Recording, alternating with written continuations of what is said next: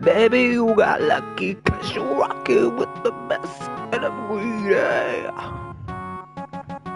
'Cause I'm a soul. I'm just physically obsessed, and I'm greedy. So greedy, 'cause I'm so greedy. Woo! You know that I'm greedy for love.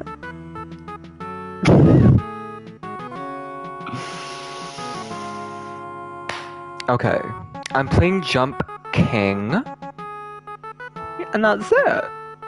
I've been feeling inspired because, you know, Only Up, and I've been playing that Only Up Fortnite map, and I've just been in the mood to play Jump King, so I'm playing Jump King, because why the fuck not? Wait, what is this, though? Let me just see what this is. Oh, wait, I don't... all my progress. Oh. But what about my progress? Okay, let me give this an attempt, and if I fall, I'm just gonna do the... Because I wanted to do the regular one, so...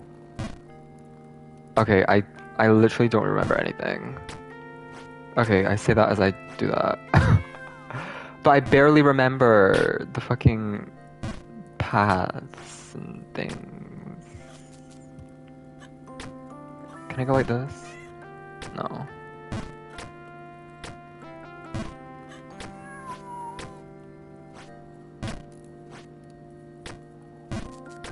Okay. Okay. Okay. Okay. Okay. Alright. Alright. Oh shit.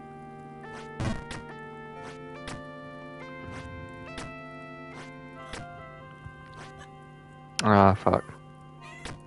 Okay, you know what? Yeah, bug stock. Oh, bitch. I don't know if I would ever want to do that again. I don't know why I'm, like, in the middle of a run, though. Like, the fuck? I already beat this. Like, as evident by my cape and... Actually, no, the crown is from Ghost of the Babe. This is, Oh, wait, no. Crown is from, Nube Plus. The cape is from Ghost of the Babe. Which is this one that I'm doing right now. But I wanted to just do like the regular O1. I just wanted to scratch that itch, you know? But if I'm already here... This music is great though. I love the music in this game.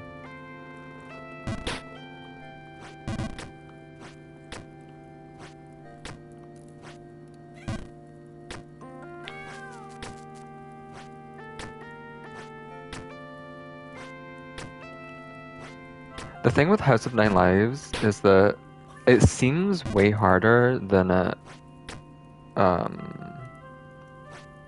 really is. Wait, which... Do I go over here and then full jump?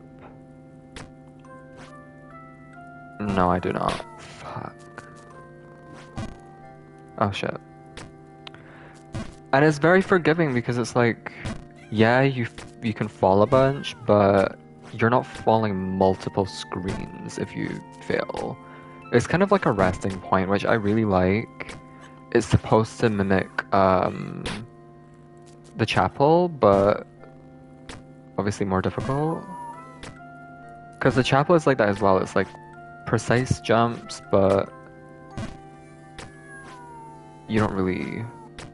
It's not very punishing.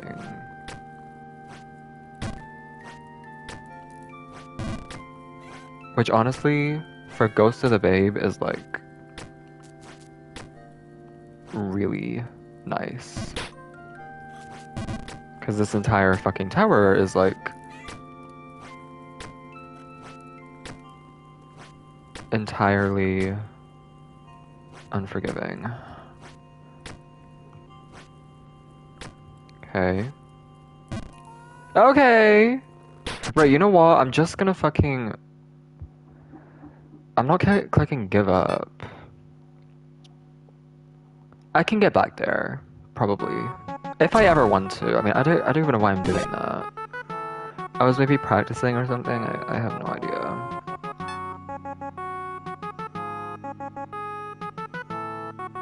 Yes.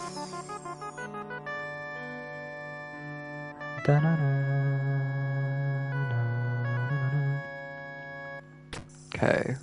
Let's go. To the left, to the left. Wait, that was to the right. What am I saying? Not my first fall. To the left, to the left. Ooh, to the left, to the left. Everything you want in the box to the left. In the closet, that's my stuff, and if I got it, please don't touch. And keep talking that mess, that's fine. But could you walk and talk at the same time? Oh, actually, you can just go like this.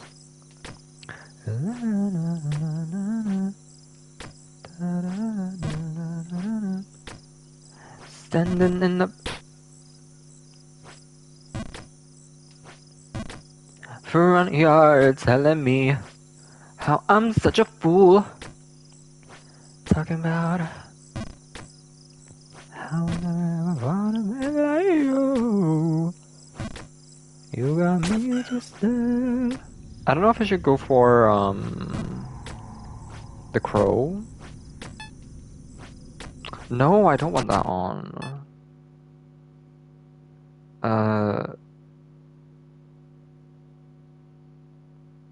Oh.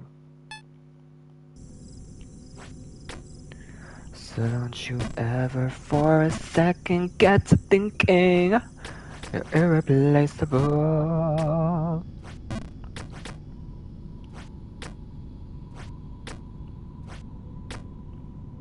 Okay. Yeah, as far as like Faudian out, yeah, I kind of remembered that that wasn't the play. As far as Faudian games go, like their Jump King is really the only one on PlayStation that that I can play, because it's like the only one on PlayStation that I can play, because it's the only one on PlayStation.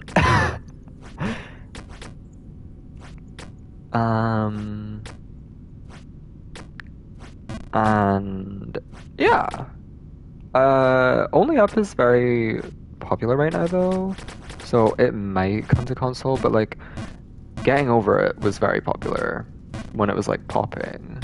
That never came to console, as far as I'm aware. I think it's on like maybe tablet, like mobile and tablet, but I don't think it's on console.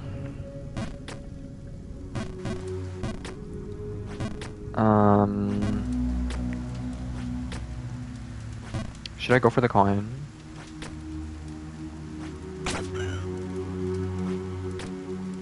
I guess.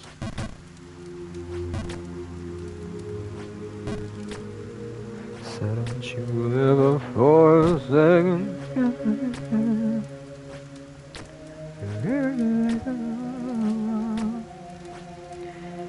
Oh. Well, it's better than undershooting it. But yeah, I was very excited when this came to console. I played it very early into its release. Like, probably actually release day is when I played this game. And there was this glitch that, like, when the game was released, there was this bug where music wouldn't play. Like, just straight up, there was no music. So I was going through the game not realizing that the ambience was just like silent. And it wasn't supposed to be like that. really. Um, and they did release a patch, but at that point I'd already beat the game. At the point where they released the patch that like fixed the music. Um, and I think I'd already actually started one of the DLCs, and like, I remember like some of the first music that I actually heard in the game was, oh, give me a break. It was like the dusty place with all the stone like gargoyles in Nube Plus. It's like the equivalent to Bargenberg. I can't remember what it's called. But yeah, I would like to play Only Up and like all those games, but well, I don't actually. I never really liked the look of Getting Over It. I thought the controls just looked very terrible, like not my cup of tea. And like the difficulty isn't the I mean, yeah, it's like the controls, but it's mainly I mean, yeah, it's like the jumps and whatnot, but it's mainly the controls that you're battling with, which I just don't like. I don't like how oh, really? I don't like how that's like the main difficulty factor.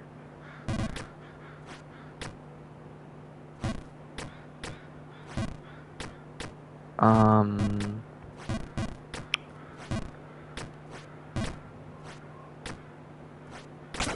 oh, thank you. Okay. But there is that game coming out that Mizkif is, I want to say funding, because he's definitely not developing it. Alright, he's maybe publishing it, maybe like funding it, whatever, but like, you know, he's not doing the coding and shit like that, so. But either way, I guess like it is his game called Unrooted. Uh, it's 100% gonna come to PC first. I mean, that's just the case with so many like small teamed indie game projects, and especially because Mizkif plays games on the PC, it's not going to be like some sort of console exclusive, so it's going to be like PC first, console later, maybe. Maybe. But it would be nice to play that because it looks fun. And it's like supposed to be reminiscent of Jump King with like slightly different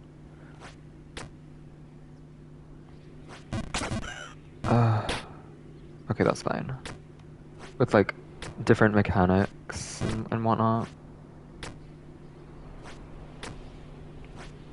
Judging by the mechanics though, like I don't actually know specifically how, because they look very like PC based, like PC oriented mechanics. It's like a point and go thing. I don't necessarily know how that would work with controller. And I think because it was developed for PC, it might just never come to console, which sucks. There's so many great games I've seen on PC that I'm desperate to play.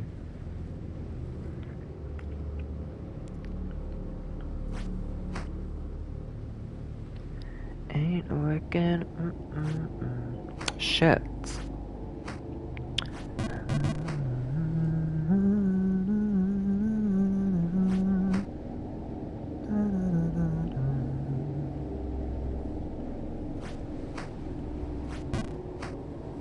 But I mean, I do like games like this.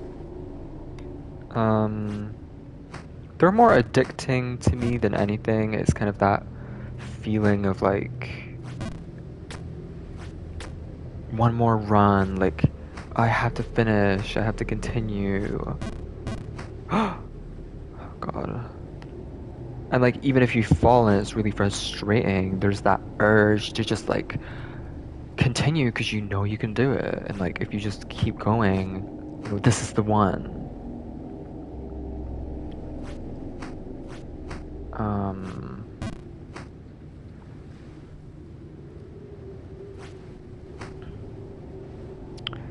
uh these screens that are coming up are not fun.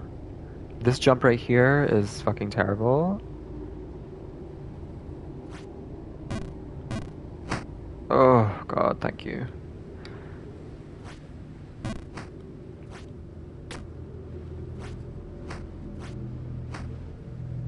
Okay. Yeah, I was thinking of just like mucking around on this really quick and then maybe playing DBD or something like that, or like Overwatch. I'll see how fuck. I'll see how I feel. Um,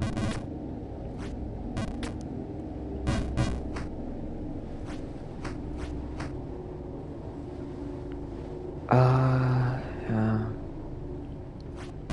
I still have Carto to finish. I'll get right into it. I will. It's 6 days until Oxenfree 2. I plan on finishing Carto before then.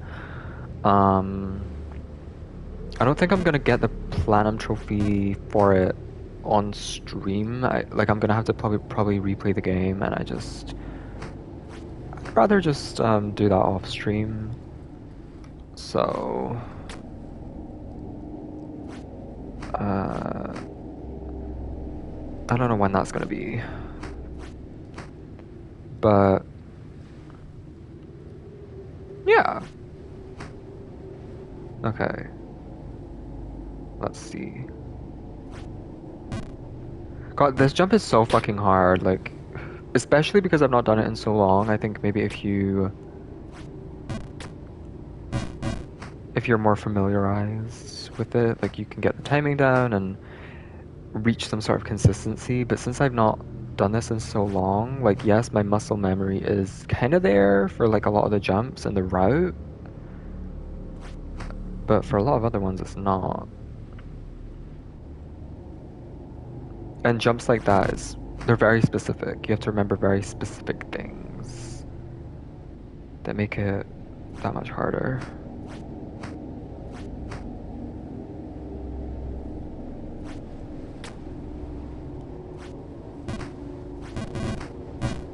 I think what makes that jump so hard though is you can't just jump up. Every jump here, you can just jump vertical and let the wind do the rest. But this one right here, like you have to jump to the side. Oh, I thought I had it there.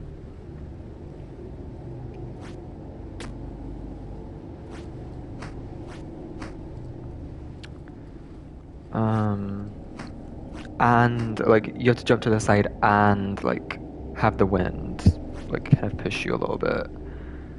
It ain't easy. See, I jumped too small there because I'm like, oh well, I was jumping too large before.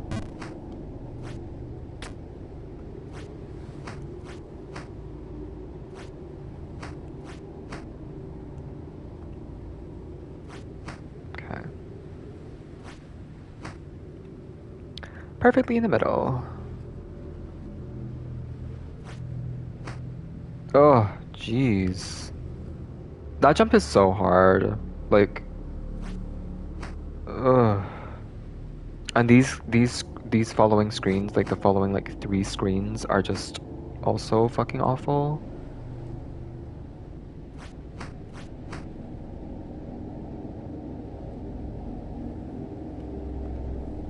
Ugh.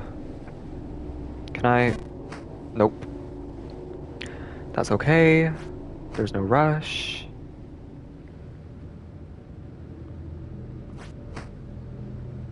No? Damn it.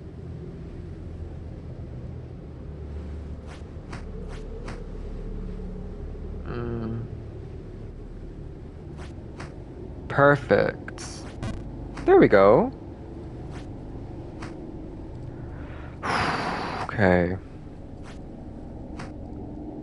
Uh, this is just the worst.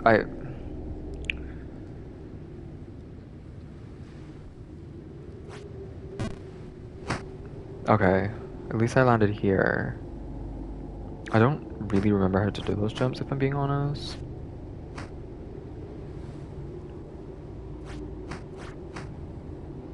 The courses for the new Mario Kart wave got revealed. Koopa Cape was one of them, and that was on my list for courses that I wanted.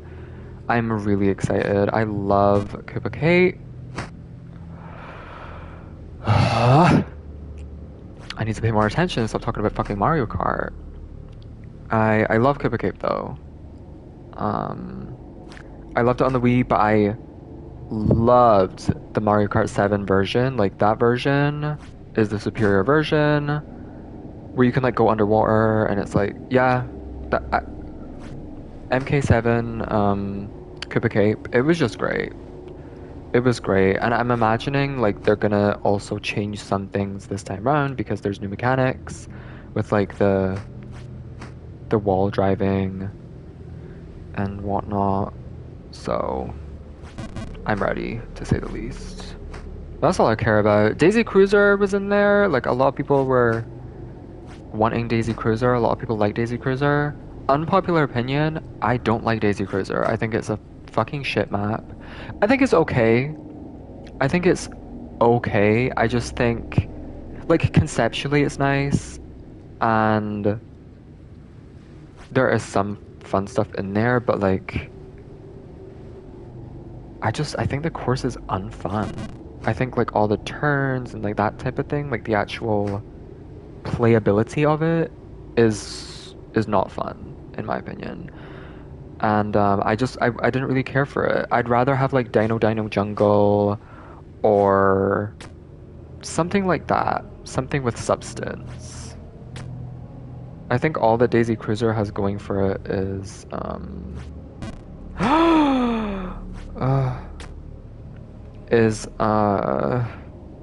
is like the aesthetic. Because it is like a cool concept. It's like a cruise ship, you know? Instead of just a regular old course. So this is like the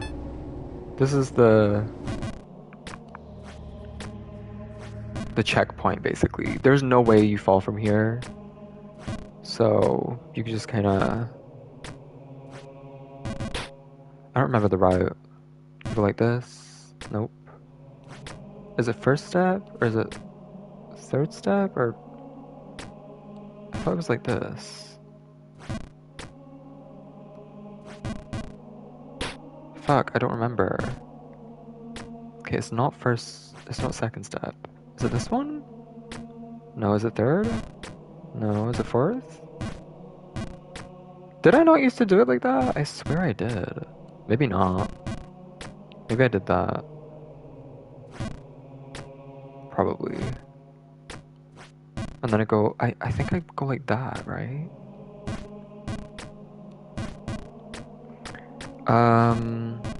Let me pull up what else is in there. Mario Kart Wave 5.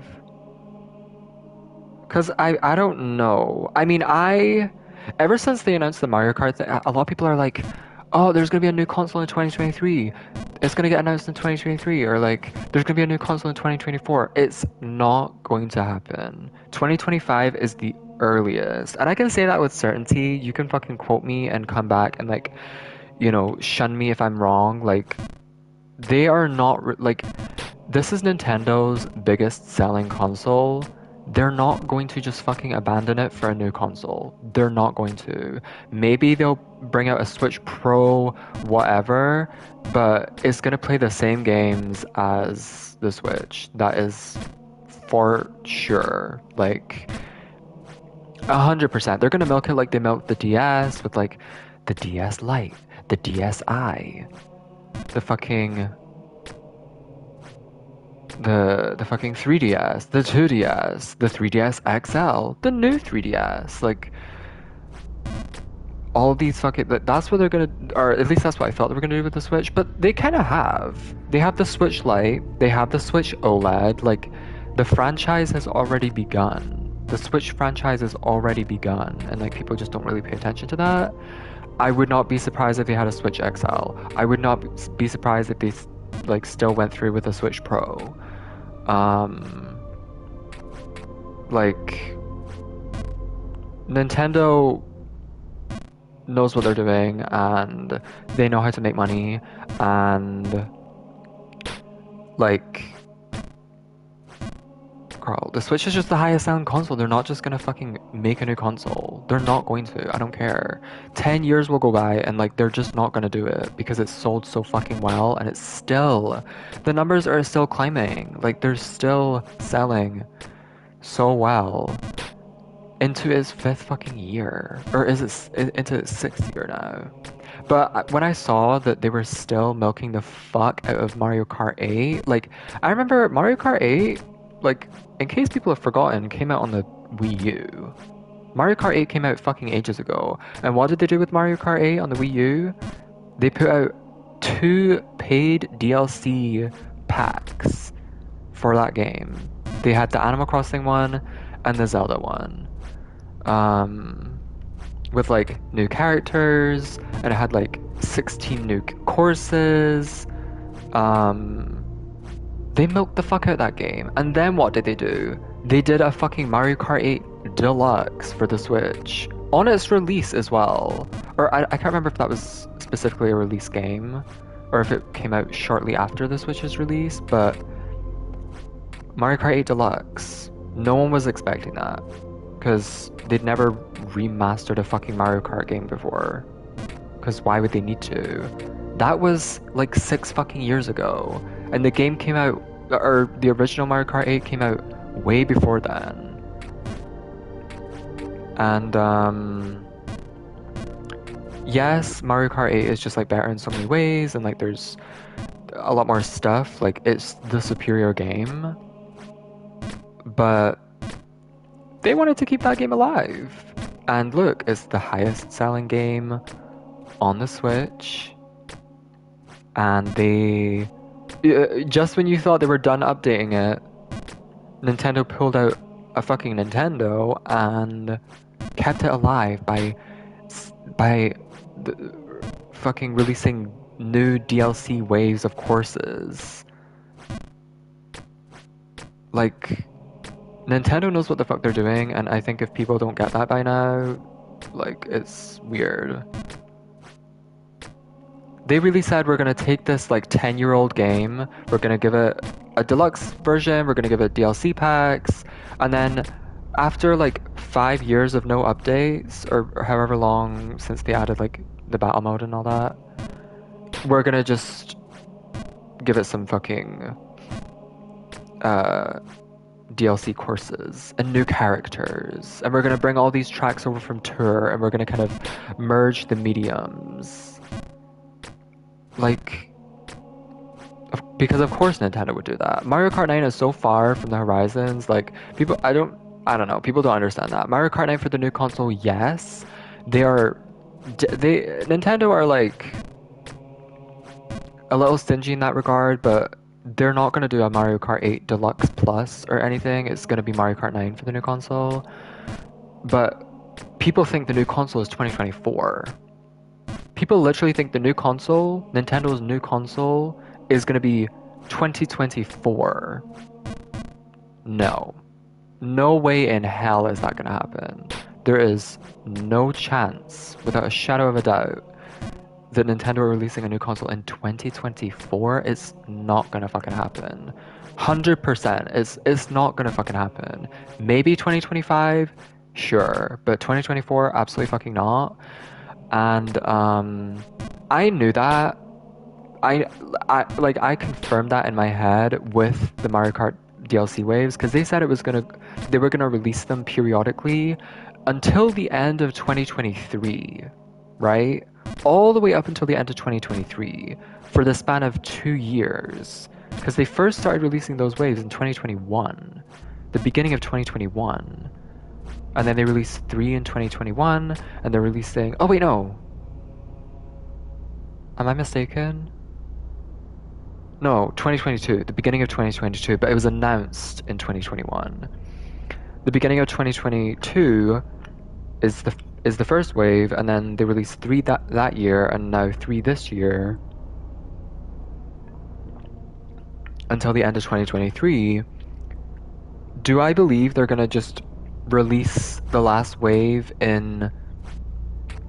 at the end of 2023 and then a new console in 2024? No. They're gonna let that shit simmer. They're gonna let that shit simmer. And they're gonna just let more people flock to Mario Kart, and they're gonna let more people play it and like buy the DLC. And I mean, call this like a big kind of read, but I mean, I think they might. I think they might pull a Smash Ultimate, and with Smash Ultimate, they were like, these are the DLC fighters, and you know that's it. And like you can get this, you can buy the kind of season pass and get them all as they come out, and that's all there's gonna be. And then they were like, oh, actually, there's gonna be more. They were like, oh well, no, look, we're gonna add more. We're gonna add fucking, you know, a bunch more waves and keep it going, keep it alive, keep the hype going.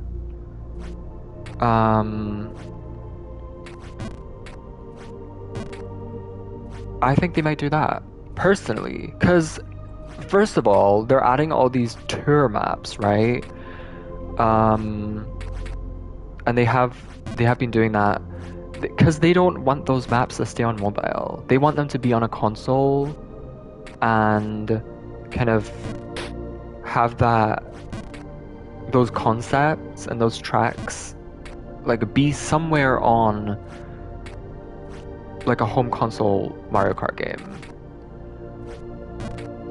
But there are so many that, or actually I don't know how many there are, but I don't think they're gonna run through I don't think all of them by the 6th wave are gonna be on Mario Kart 8 Deluxe.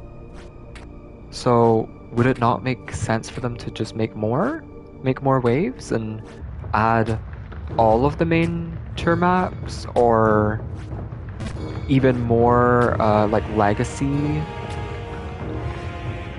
Mario Kart maps from older games? Like that makes more sense to me. Fuck. I can see them doing that. They're adding like these new characters, 6 new characters. Why not 12 new characters? Like, I don't know, I can see them pushing it.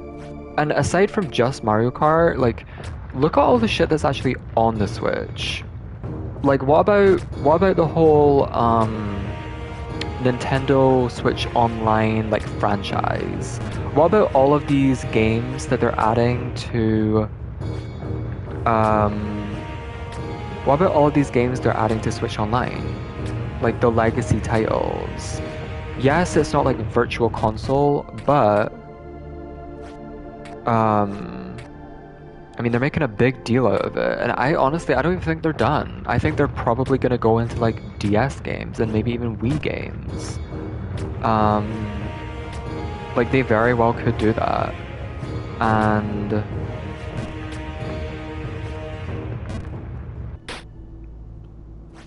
would they just like release all that stuff and then that's it? Like they're gonna keep it on the Switch and make a new console and just abandon it? I don't know. I cannot see them doing that. But I can see them like prolonging the Switch's lifespan for as long as possible. That sounds like Nintendo to me. And I mean, it's a smart business move as well. But like, that's fine. Less money to spend on a new fucking console. Like, I'm happy about that. I haven't had to buy a Switch console in like however long. You know what I mean? Like, yippee. That's a good thing. I'm not gonna have to fucking dish out from my fucking savings to buy a new console anytime soon. And that's a good thing. I don't know why people are so eager to spend money. Like, be happy with what you have, you know? And the Switch is not like great, like the performance sucks, but the games are fucking great, and that's all that really matters. Or not all that matters, but that's the main thing. But I do think like Odyssey 2, Mario Kart 9, uh, like Metroid Prime 4, like I do think those games are going to be on the new console. But can I imagine a like an Odyssey 2 with different controls than the Switch controls? Can I imagine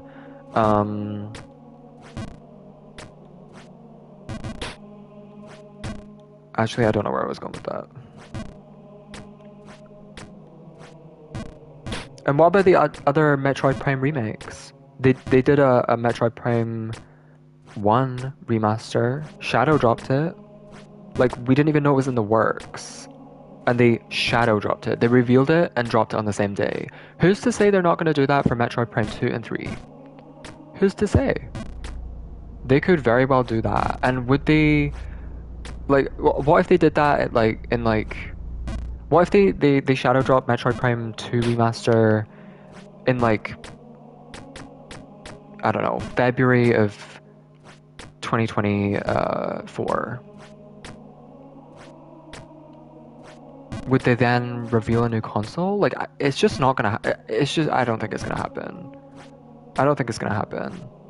There's too much potential, too many things going on. Even just look at this year, 2023. Look at all these games coming out this year for the Switch that just got revealed, and also games that have previously been revealed, games that have been rumored, like a new Donkey Kong, for example.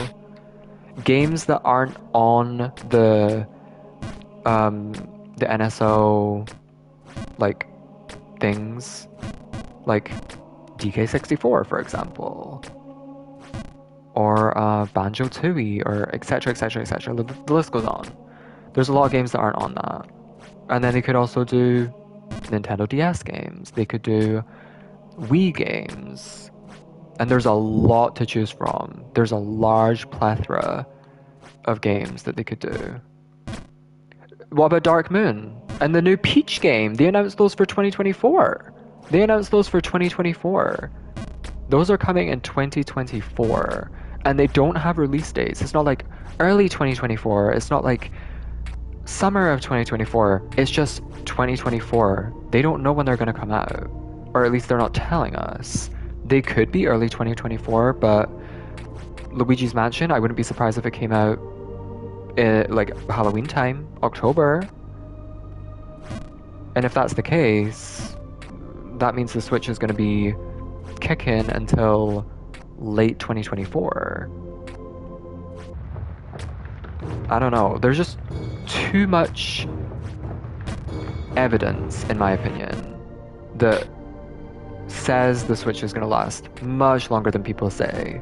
And it's going to be like a Metroid Prime 4 thing, where it's like every direct they're like, oh, this is the one where they're gonna show Metroid Prime 4, this is the one, and it never happens. The new console is gonna become that. People are gonna be like, oh, they're gonna reveal a new console coming 2024, like, and then it's just not gonna happen, and people are gonna be left disappointed. And then every direct from that point on, people are gonna be like, thinking it's the new console, expecting the new console, and just being left disappointed. I don't know. I think the Switch is like Nintendo's closest console to a true like central, I don't know how to describe it, but for example, you look at the PlayStation or the Xbox, they release, you know, next generation, like, oh, I'm here, oh nice, I beat the game, They released like... I'll let this play out before I continue talking.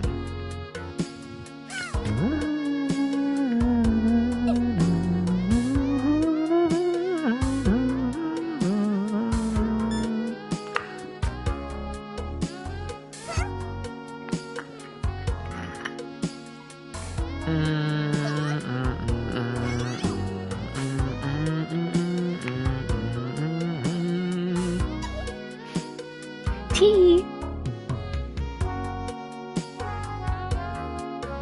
Can I skip this? I don't know how loud this is. Let me check how loud it is.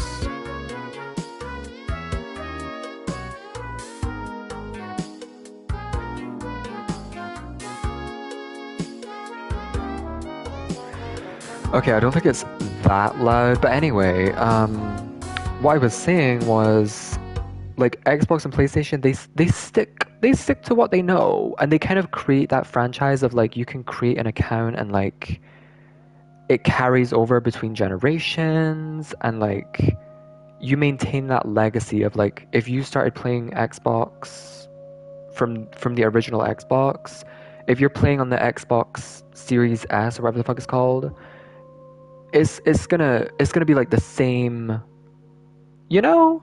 But if you play, you know, if I played the fucking NES or if I played the Nintendo 64, me playing the Switch, like there's no evidence of that. There's no like profile that's kind of carried over or anything like that. And I feel like the Switch is the closest that we have come to that, which I really like. And I feel like if they were to just make a new console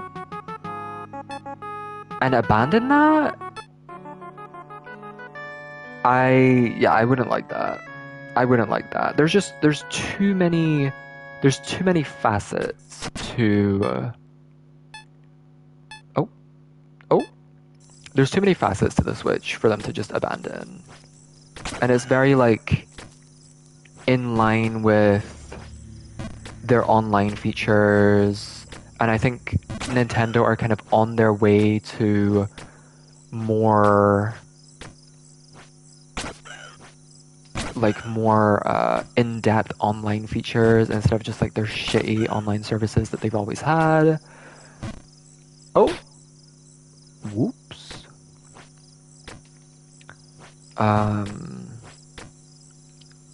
And yeah, I feel like it's too much for them. There's just, oh shit. There's just too much there for them to abandon. And that's how I feel. And if they were to make a new console, I do think it's going to be like revolutionary for Nintendo. I don't like the Switch, the concept for the Switch and the actual console itself is near perfect. It's near perfect. If it was actually powerful and not made out of like flimsy plastic and whatnot, like it would be near perfection. And I don't know, I don't think Nintendo can really top it. Oh fuck. I don't know what they could do to pull a fast one over our eyes and like surprise us and do something creative and new. Because the Switch has already met that quota tenfold. And all they need to do is just like release a Switch Pro and they're good. They literally they don't even have to make another console. Literally, because when we're in the Wii U era, everyone wants a new console. Fuck. Everyone wants a new console. No one wants to play the Wii U anymore. It's fucking trash, it's flimsy, it's terrible. It's just bad. No one wants more games, they want a new console. But the Switch? Why would people want a new console? The Switch is great. People want a Switch Pro. People want, you know, a fucking a Switch XL. They want the fucking Switch franchise because oh fuck, I'm not paying attention. Um, because it's great. And if they were to do a new console, I think the actual like the console itself, not like mechanically, but I don't know, digitally, I guess. I think it would function very similarly to the Switch. Especially in terms of like online functionality. And I think, I don't know, maybe like our profiles would carry over and like, I don't know, it would be nice to see that from Nintendo. Nintendo have never really dove into anything like that. There's never been like achievements or, you know, anything of that sort. They do have like the My Nintendo stuff, which is sorta nice, but yeah. A full-blown like online profile that I can carry between my consoles and you know, I would really, really like that. Yeah. It's one of my favorite things about PlayStation is being able to kind of have that kind of proof of I don't know. I don't know how to articulate it, but yeah. Oh wow. But yeah, I don't think they're gonna release a new console in 2023. I mean 2024. I'd be surprised if they released it in 2025, but it's more likely. And even if they did, I think it's probably just gonna be a Switch Pro, like at that point. So, yeah. Oh. But I'm excited. Wait, let me Wave 5. What courses are in there? They've got Kamek coming back from Mario Kart Tour. They have Wiggler from Mario Kart 7, and then PE Piranha from Mario Kart Wii. Which I know a lot of people they like the Mario Kart Wii. Mario Kart Wii was like their favorite game and a lot of people's entries to the series. I am partial to Mario Kart 7 and I did play Mario Kart Wii. I just prefer Mario Kart 7. I think it's the better game. I think it's got better courses and better mechanics, I think, overall. And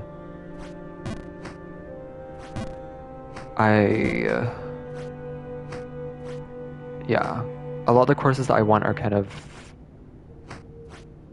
more geared towards Mario Kart 7.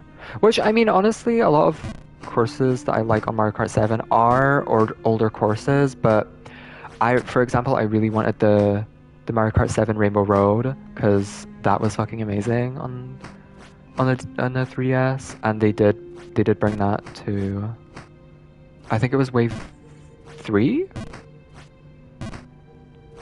So, just imagine if they didn't do the tour maps. Imagine how many courses they could bring back.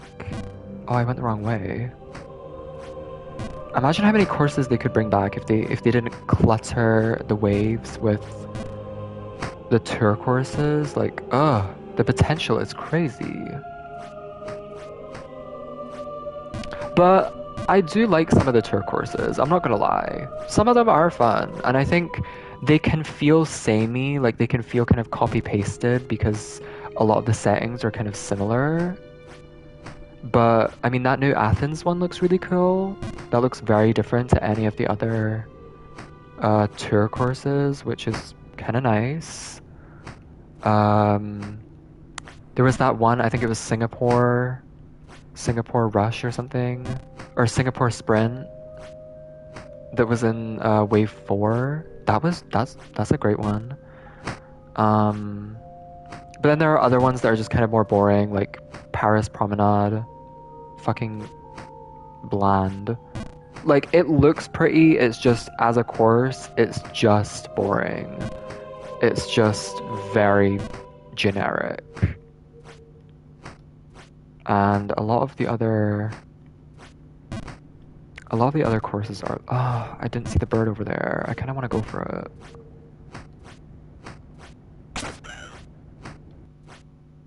Okay, I made it. Okay. Oh!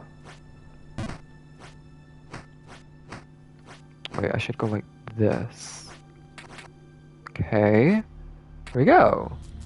Colossal Dungeon. I already forgot what I was saying.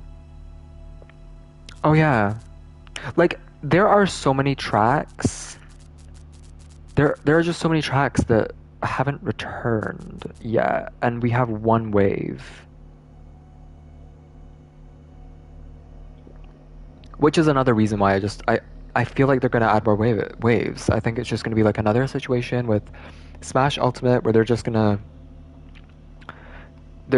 say, oh, we're doing 3 more waves and we're gonna do this for another year. Like, I can see that happening. What about like Toad Factory? What about like Dino Dino Jungle? Like, there's so many, and like I can't really think of a whole lot of them from the top of my head. Wario Coliseum. Like, there's so... Or was it Waluigi Coliseum? No, I think it was... It's the one where it's like got the big motorbike sphere thing. Either way, like, there are so many tracks that are yet to come back. And...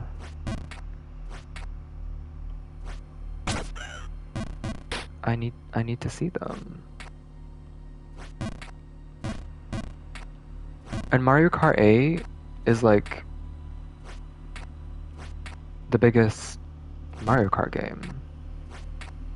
In terms of like sales and player base, but also like the actual game itself is very large. There are so many courses.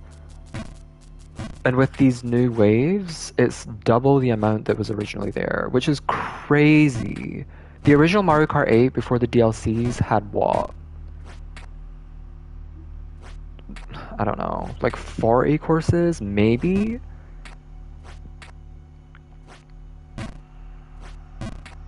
Which honestly is, in hindsight, is not that many, 40 courses. And then they added the 2 DLC, which made it 48. And then 8 Deluxe had those 48 for a long time until like these recent waves.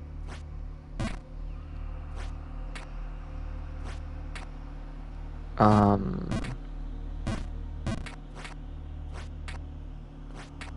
uh uh uh um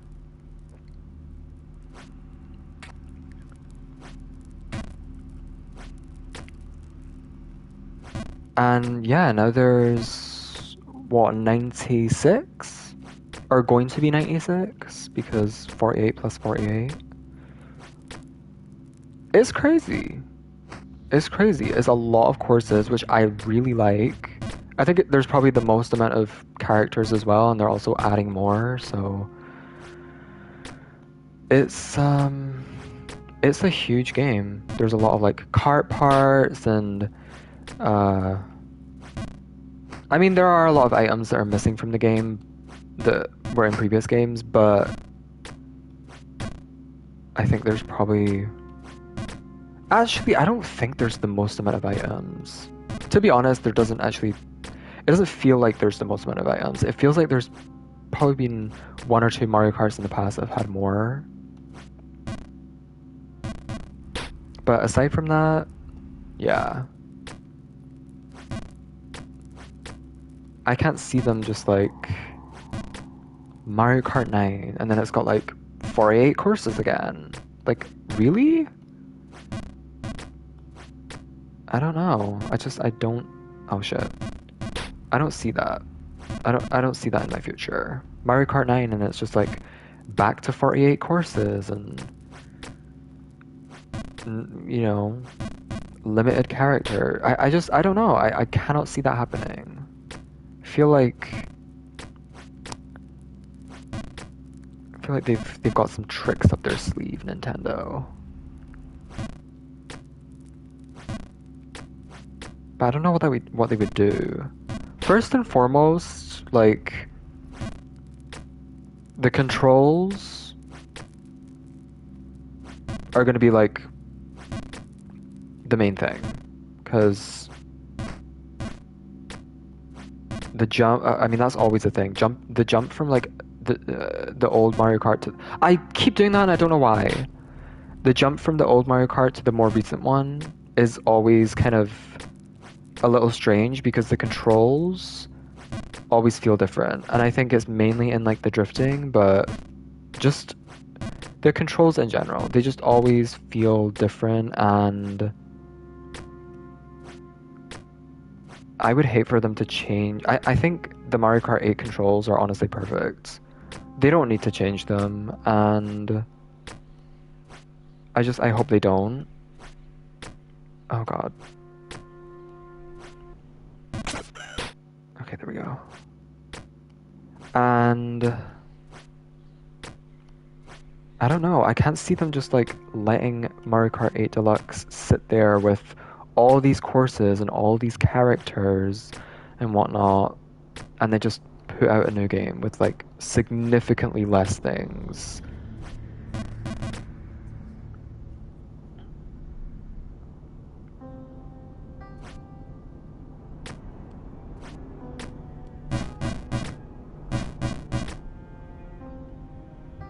That being said, like I mean, I still want a Mario Kart 9.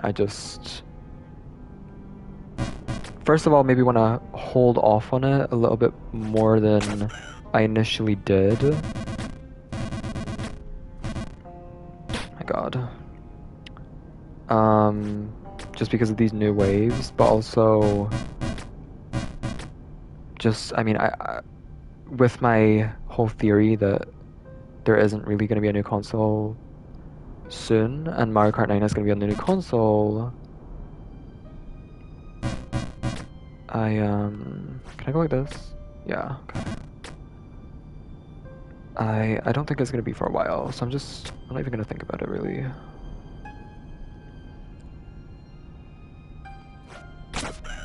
Ooh! I don't know how I did that.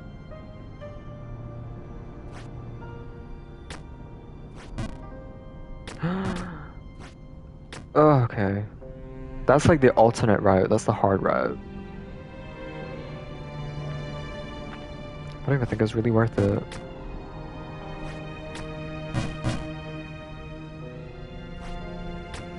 Okay.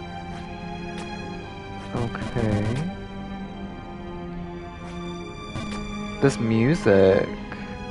Props to whoever like conducted this score because it's great. It's perfect for like the music always fits the theme of the area, but it's also perfect for like just ambient music in general because I mean that's the type of music that fits in a game like this, not like anything else.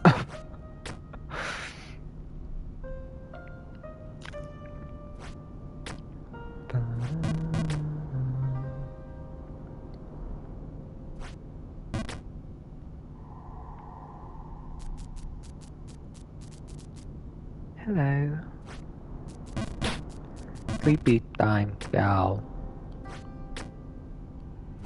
Oh my god, I'm so fucking excited for Oxenfree 2. And I was excited for it before. It didn't really hit me until I replayed Oxenfree 1. It did not hit me until I replayed it. Because as far as indie games go, I've played a fair bunch of them. I played a lot of indie games. I mean, Story games specifically, I mean, maybe not so much. That's probably not accurate. Like, I've played a lot of story-based indie games, but I mean, a lot of the indie games that I've played are like puzzle games and whatnot. But as far as like story-heavy indie games go, Oxenfree is up there for being one of the best. It's just so great. It's amazing. And I'm so happy that it's getting a sequel. Oh, I love this area. This area is so pretty. It's just, oh, the best. And the music, and the rain, and the pink sky. Yes. But you know, this area is actually very difficult. It's probably one of the hardest areas in this whole tower.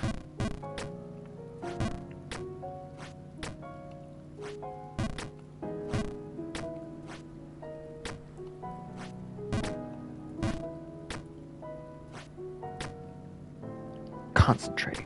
Concentrate. I really. Oh God.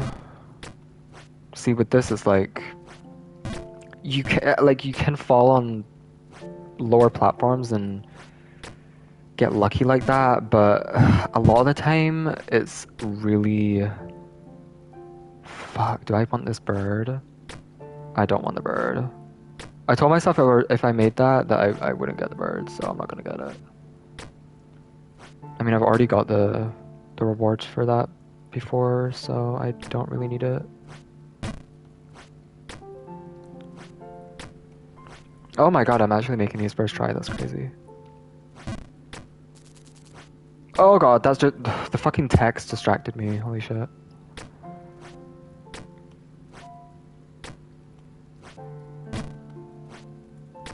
Oh. Oh my god, I'm doing it, girl. I hate this jump. Oh my god, I did it! What the fuck? I'm too good! I'm too fucking good because how did I do that like so quickly? That section that gave me the most trouble. Like when I first did this, I fell at that section so fucking much. Holy shit. Like, oh my god, it was just the worst. It was the worst.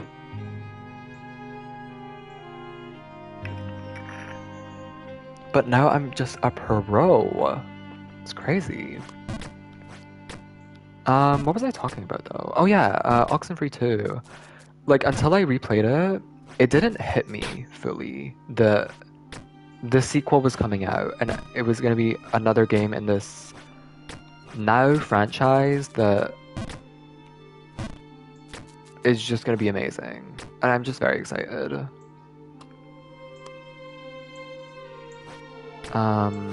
I hope that there is like at least references. I mean, I would really hope for appearances of like the characters from the first game.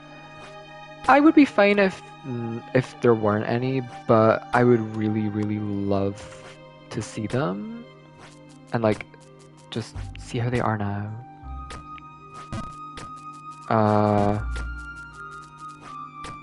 When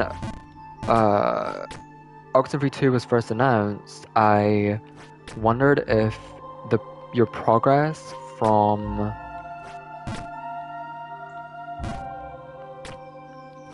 like the first game, oh shit. I wondered if like depending on your choices, things would be different. Like if you got Ren and Nona together, would they be together in the second game? Like I kind of wondered about things like that, but I don't like I think it follows different characters, so yeah, I don't know. Wait, do I want to go through here? I think I do actually. Yeah.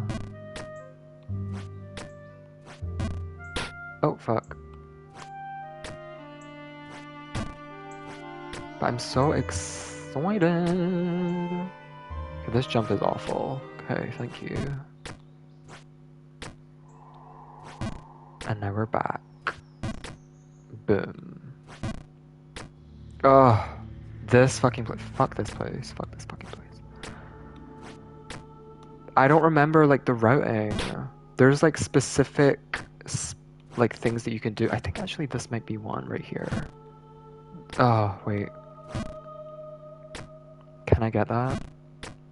Like there's things like that that I don't really remember that would really help out. Oh. Fuck.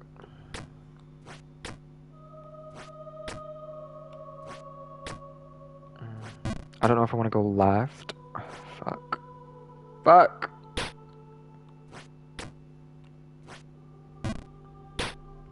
Okay.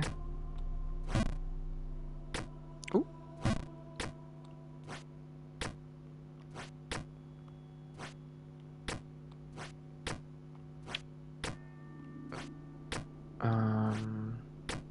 God, and Talos Principle is getting a sequel too.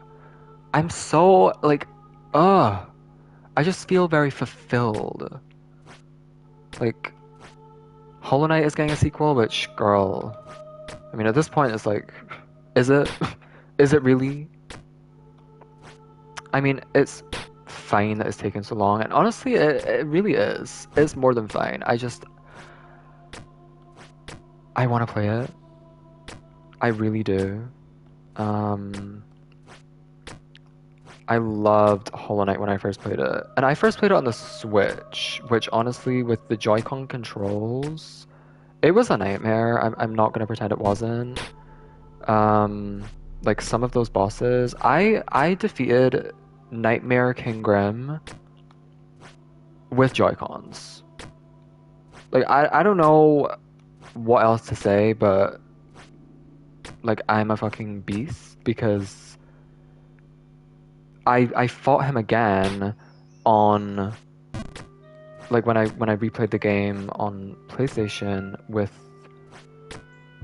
my my PlayStation controller, and it was just so much easier. Maybe because I'd already done it, but like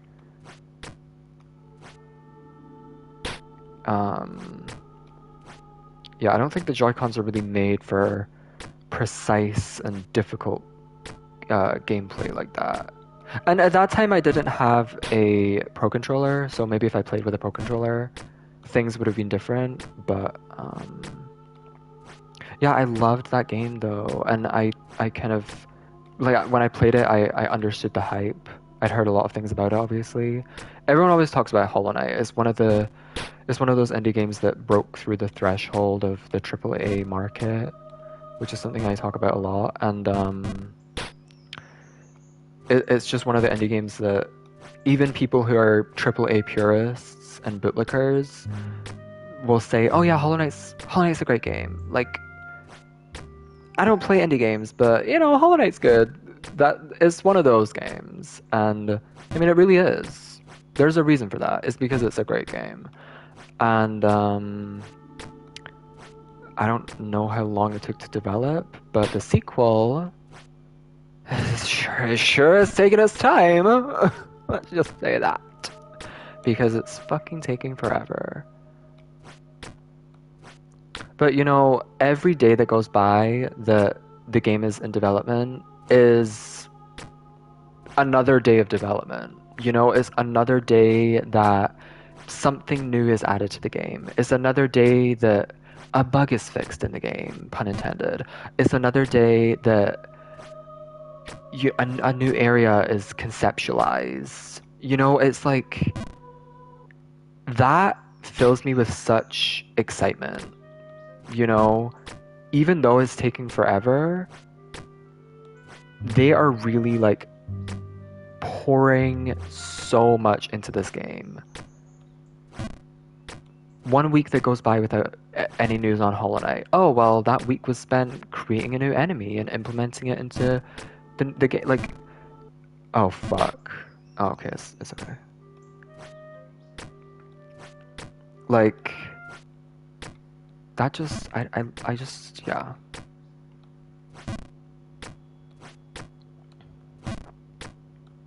And Hollow Knight when it came out, just like so many indie games, it wasn't on console initially. It came to consoles later. I don't know if it was like staggered releases on different consoles or if it was like all consoles at once.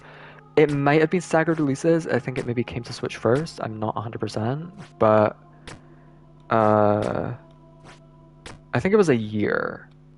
I think it came out on PC and then they did all the DLCs and then it was like a year or two that they then released the game on like PlayStation and stuff.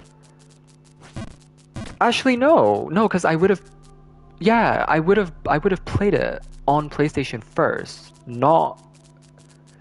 um, not Switch. Probably.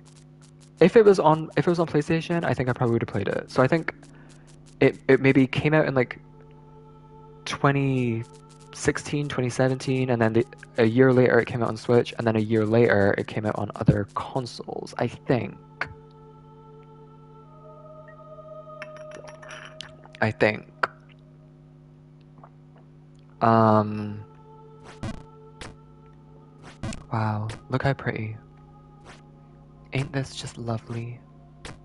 Oh god, that was close.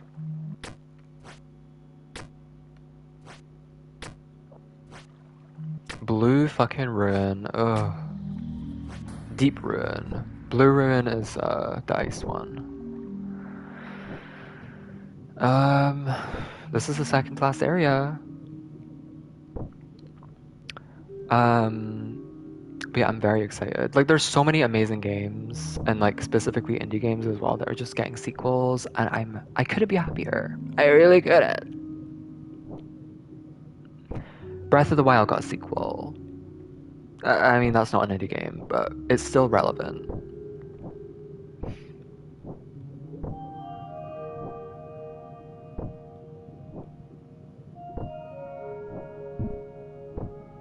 Should I do it from the bottom step? Yes.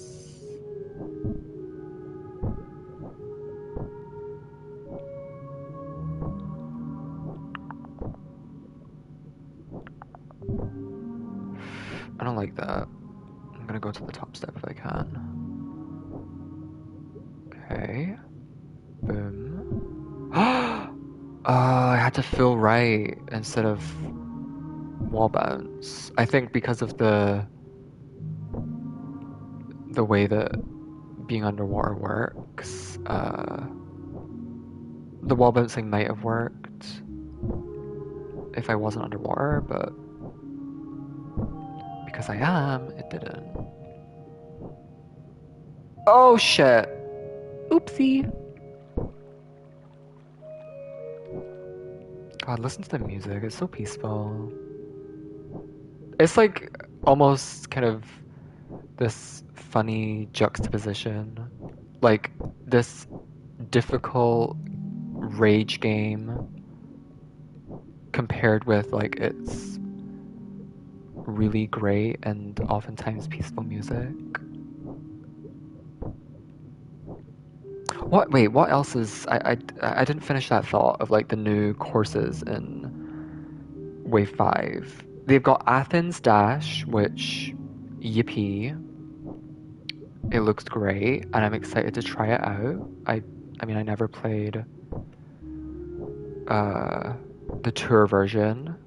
I mean most of these tour maps I haven't played. Like I did play tour when it came out and I played it for a little bit, but I didn't really. It's not that great. It's just not a great game in my opinion. Um, Daisy Cruiser. I know a lot of people are cheering right now. I've already stated my opinion on how I don't give a fuck about Daisy Cruiser, so it's whatever. Moonview Highway.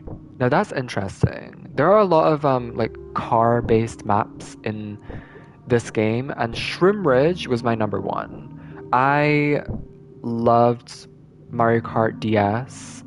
and Shroom Ridge was up there with like some of my favorites, like Waluigi Pinball, another course that I really wanted for Mario Kart 8.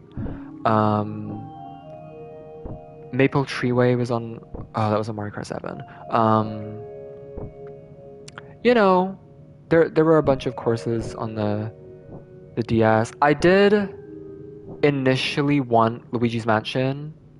Like I really liked Luigi's Mansion on um on the DS, but I'm pretty sure, I might be mistaken, I'm pretty sure Mario Kart 7 also did like a remake of that map. They did like a revamped version, and I don't think it was as good. If I recall correctly, I might be wrong about that, but I think uh I would be fine without Luigi's Mansion uh in the next wave, or just in any future wave if they do more. But Moonview Highway was,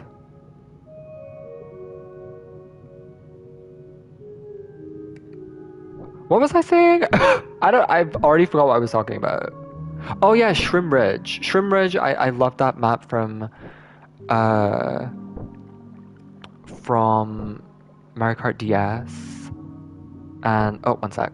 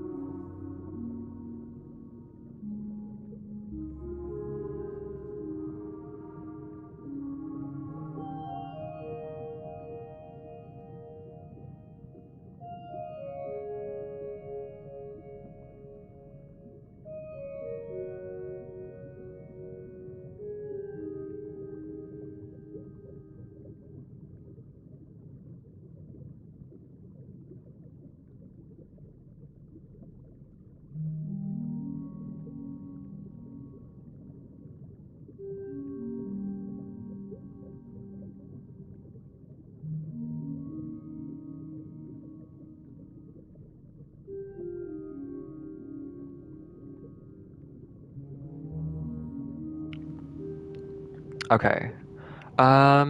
Yeah, Shroom Ridge, it was one of my faves from DS. I was very happy when they brought it back.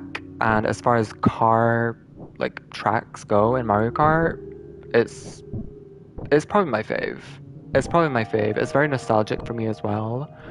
Um, but Moonview Highway is second. Moonview Highway is second when it comes to car maps. It's just great. I love like the aesthetic and just the course itself. The music is great. The little bomb cars as well are also great. Like that track is great, and I think it's very unique um when it comes to was that also on the D? I can't remember. I don't think it was, but I feel like I have a memory of going through that track backwards, and that would align with Mario Kart DS's challenge mode, which was great, by the way. I hope they bring that back for Mario Kart 9. Uh, Moonview Highway. I think it was Mario Kart Wii, but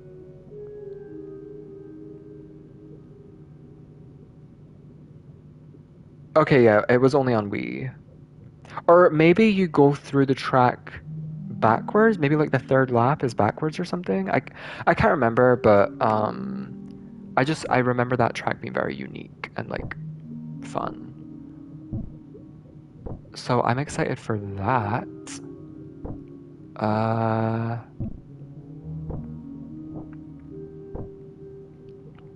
what else? What else? Oh, I closed the tab. Fuck. Uh, fuck.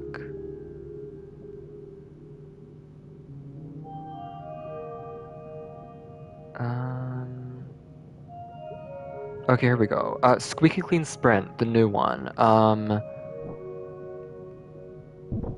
I have no qualms. I think it looks great. I'm interested to actually like play it and see what it's all about. I think I'm gonna like keep up like an air of caution though, because you have Ninja Hideaway, for example, where it's like it looks great and it's also just an amazing map. But then the wave after that, wave two, we had Sky High Sunday, which it looked great. It visually, like, it looked amazing, but as a course, it's not great. It's just very subpar. Uh, I don't remember what the other, like, oh shit. Damn it, I was almost there as well. I don't remember what the other courses. I don't know why. What were the new courses? Uh, Yoshi's Island. I mean, hello. Looks great. Is great. What was wave three? What was wave three? Oh God! Don't do that to me. Uh, I'm blanking. I'm just gonna look it up right now. Mario Kart Wave 3. Oh yeah, Merry Mountain. Meh. It's okay. It's squarely okay. I think Merry Mountain is okay. It's not that great, but it's okay. I think it's better than Sky High Sun. Actually, that's a lie. That's a lie. I think Sky High Sunday is unique in a lot of its parts. I think it's fun how basically the full course is like the anti-grav stuff, and there are some sections in there that I really, really enjoy, but it's not the best. Um, but I do think I prefer it to Merry Mountain. I think Merry Mountain is okay. It's just not really that great. Um, yeah. So I'm gonna keep up my air of caution with Squeaky Clean Sprint because it looks great. I think conceptually it's pretty funny and different, but I'll have to wait to actually play it to see if I enjoy it or not.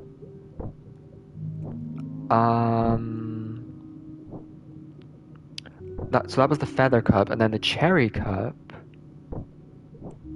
Los Angeles Lap.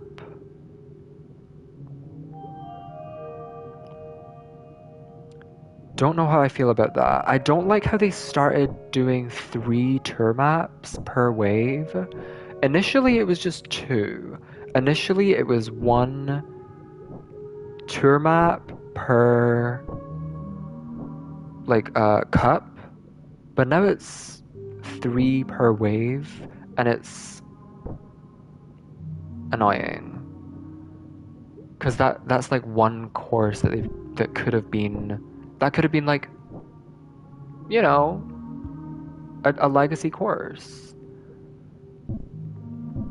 Um, but I don't know. It's not a huge deal. I would just prefer a legacy course over a tour course. Um, then we've got Sunset Wilds, which I have never played. I don't. They've done this like.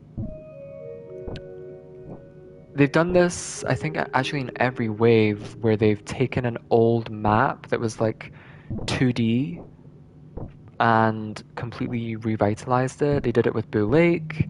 They did it with Riverside Park. and various other ones. So they're doing that with Sunset Wilds.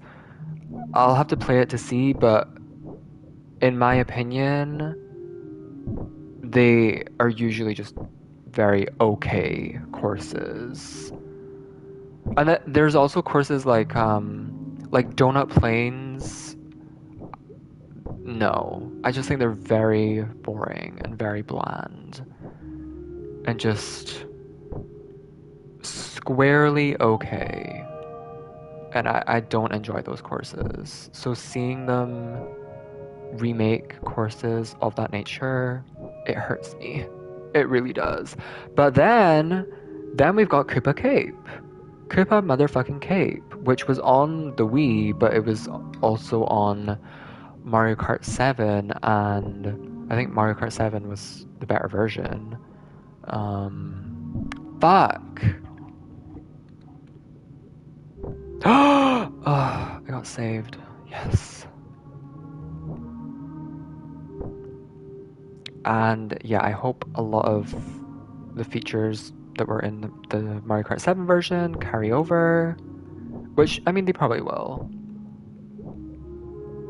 I do have a notes. Oh yeah, and the last one is Vancouver Velocity, which, okay. I do have a notes thing of the courses, and I wrote this a while ago. I actually wrote this before the first wave came out. But let me just check. It was like all of the tracks that I wanted to see return.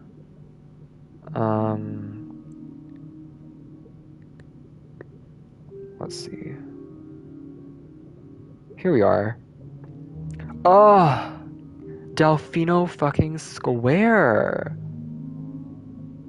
Delfino fucking Square. Oh. I need Delfino Square. I do. That was a great fucking track on the DS. That was so good. I loved Delfino Square. I still need it. And I've got Toad Factory, Airship fucking Fortress. Oh my god. You know what? I said like Mario Kart 7 was like one of my faves. Mario Kart DS is my number one. Mario Kart DS is unmatched. That game is great. Mario Kart DS, love. And the tracks on that fucking game, so good. So fucking good. Airship Fortress was probably my favorite. I really, really like that course. And maybe it doesn't hold up to today's standards of a Mario Kart course, but I feel like they could work their magic and make it more modern. I really fucking loved that course. It was so fucking good. You can like drift down that spiral. You take the cannon and then you drift down that spiral tower. Ugh, brings back memories.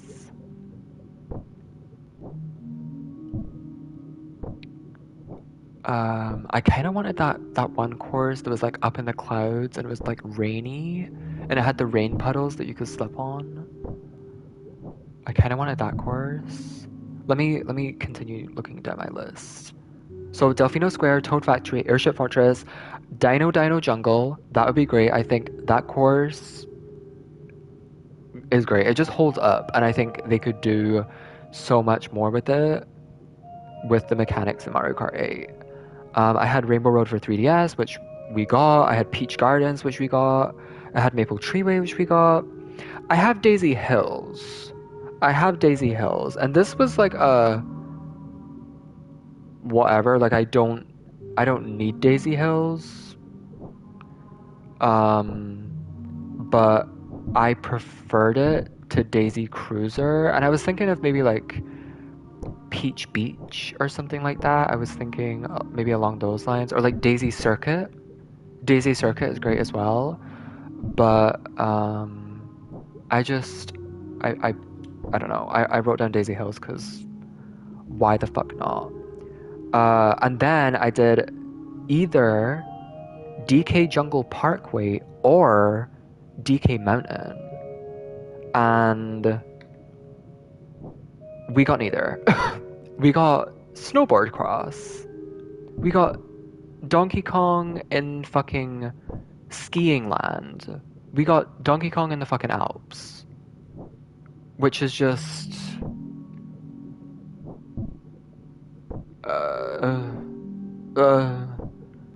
like, that course, it's okay. Wait, did I make it? Gag. I made it. The Dark Tower Girl, this is the end. Oh god, this feels weird. Okay. Oh my god. Okay, let me finish my train of thought. DK Jungle Parkway, like... Actually, I can't remember the last game that was on. Now that I think of it, like I was trying to relay that information and when I played it, but maybe I never fucking played it and I just like saw it. Cause now I can't remember. But DK Mountain with like the cannon and you go up to the volcano and like you go down and it's like the falling rocks and then you go across the rickety like rope bridge. Yes, please. That map was fucking great, and that's what we needed over fucking Snowboard Cross. We didn't need another snow map, we just didn't. And then my last two were Woohoo Island Loop. They were on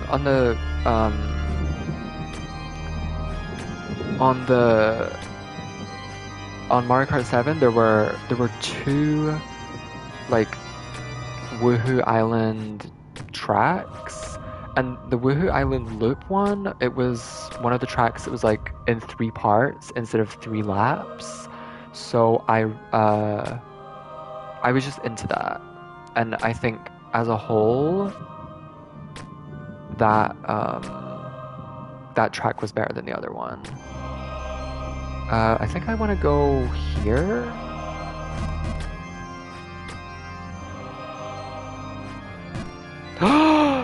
Oh my god.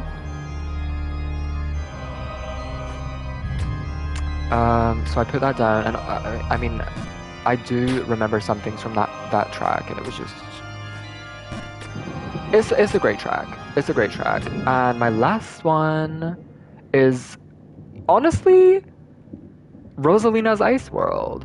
Rosalina's fucking Ice World, because number one, we don't have any Rosalina tracks. We don't have any sort of like Mario Galaxy, anything like that. But I remember with Mario Kart 7 seeing that track, and I don't love that track. Oh wow, I'm going all the way! Woo! I don't love that track. I think there are some sections in it that are... Oh, you bitch. You fucking... That's okay. That's alright. That's alright.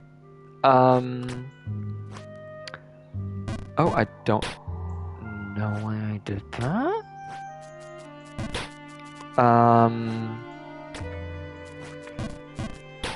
Okay. Okay.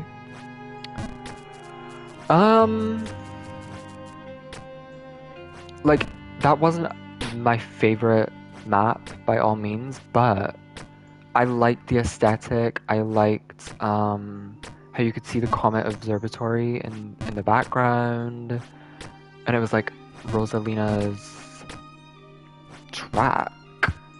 I don't know, I liked that map, and I think in terms of maybe ice or like snow levels, we don't really need any more. Like, we just don't. Especially since they just did DK's snowboard, fucking whatever. But I think what they could have done is, instead of DK's snowboard pass, or whatever the fuck it's called, They could have done. I mean, honestly, they could have done DK Pass. Now that I think about it, DK Pass. That was another like snowy Donkey Kong level, but an actual good one that I enjoy. We could have had that. But I think instead of that, they could have done like DK Mountain, and then like for the snow level, done Rosalina's Ice World. I don't know. I think that would have been better though. Oh shit! I'm stupid. I'm stupid. I'm stupid. Fuck. My god, I was like 2 screens from the end as well. Oh.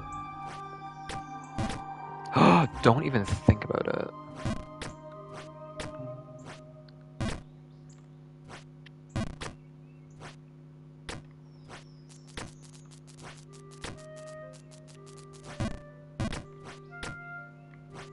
All aboard the toxic gossip train.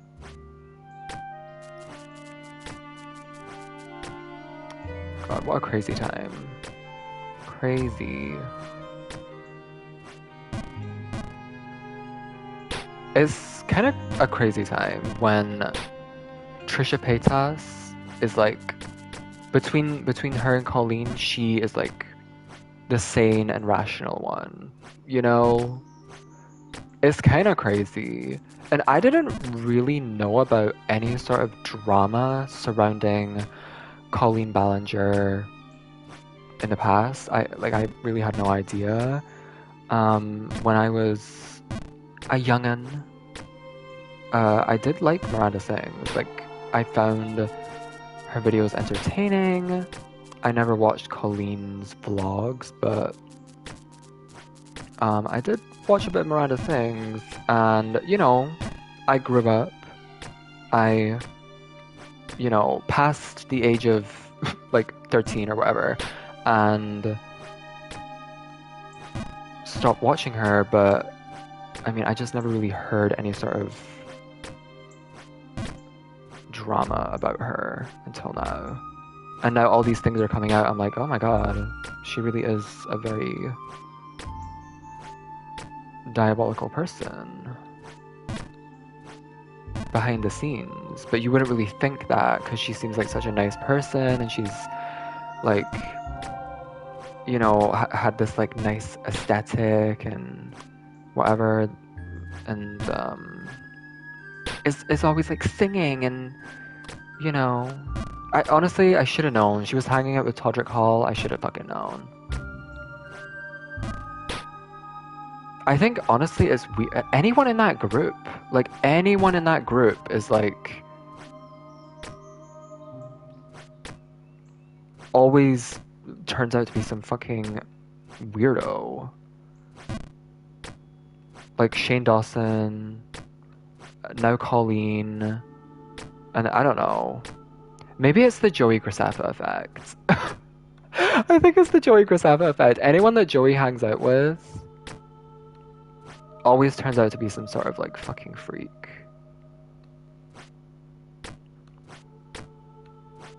But I don't know. Joey is like the most unproblematic one out of all of them. Like, he's just never been in drama. Ever. Always like distances himself from that. Always like keeps a lot of his personal life private, like that type of thing. And I don't know, I feel like it is interesting though, because I think he does remain friends with like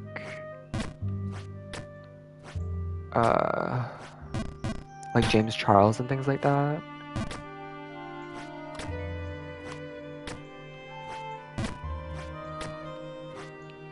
So I don't really know. There could very well be like shit going on behind the scenes that no one knows about. But gotta be wary, because I mean, it's just funny to see like so many people that Joey Graceffa like kind of either collab with frequently or like was friends with and like very publicly friends with, to see them all kind of crumble. It's very interesting. Oh, you know what? Tell a lie though. I said I never watched Colleen. That is a little bit of a lie because I did actually watch like her collabs and stuff like that. When she would like collab with Joey or like things like that. I would watch those. So there were definitely glimpses that I saw of Colleen outside of the Miranda character.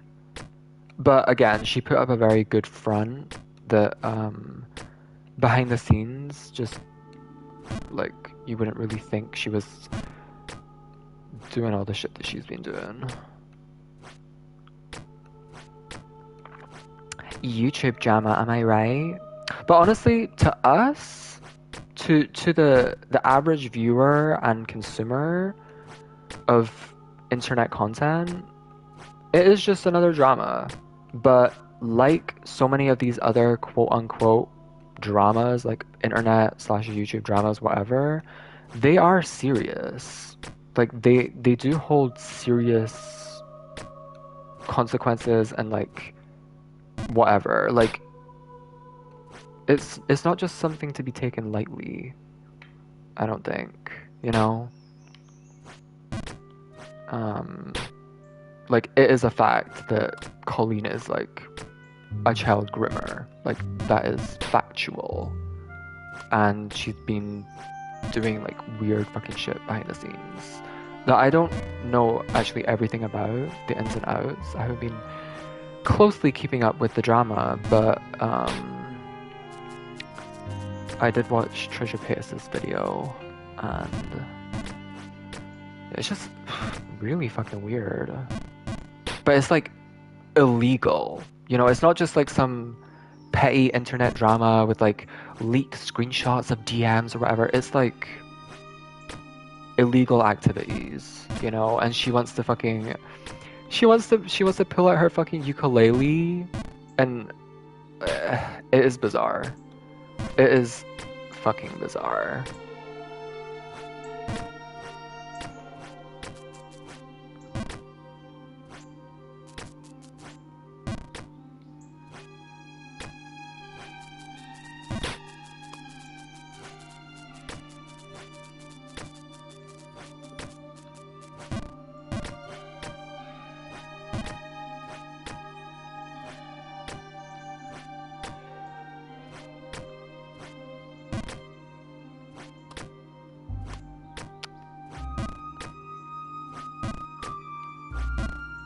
Oh my god, please.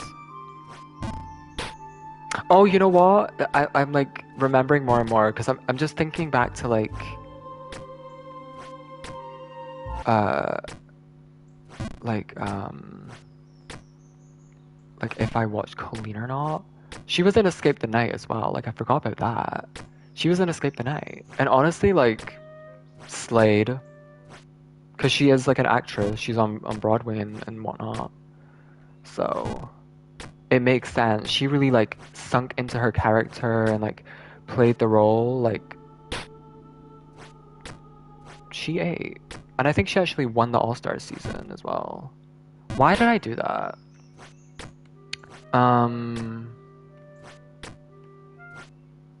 So I've seen her in that as well. Ooh, I wonder like who from the cast. What am I doing? I wonder who from the cast of Escape the Night hasn't like been cancelled yet. Honestly, I'm surprised Trisha hasn't been on a season of Escape the Night. That is kind of bizarre. Now that I think about it, she hasn't been on a season of Escape the Night. That's crazy. Although I don't actually think Joey and her are friends. I may be wrong about that. Yeah, I don't know.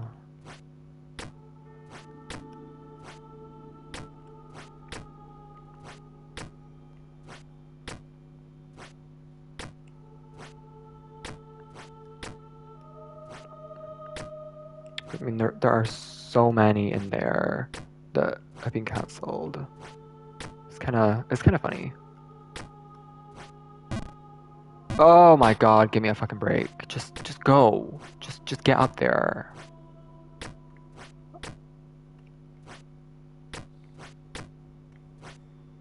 Oh god.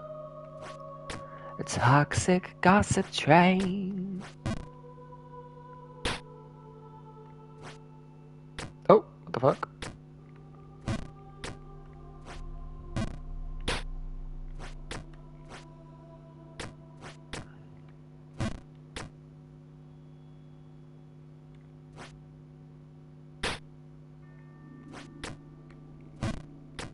A toxic gossip train. She really put her heart and soul into that. Oh! I don't know what I'm doing. Oh my god! I'm dazed and confused. Um...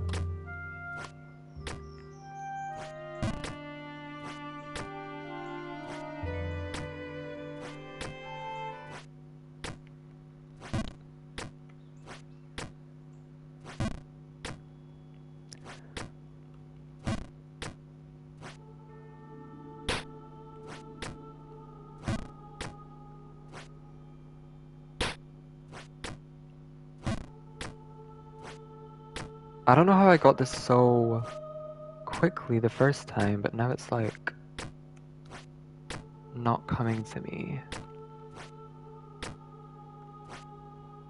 Are you taking a fucking piss? Give me a break.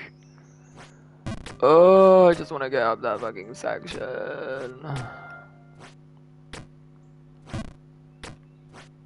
The toxic gossip train.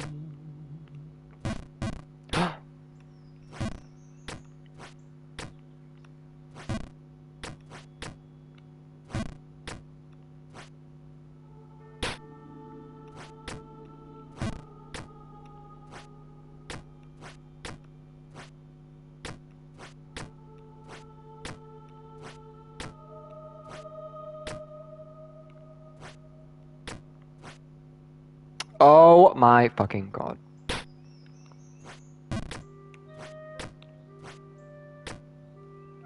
Oh wow.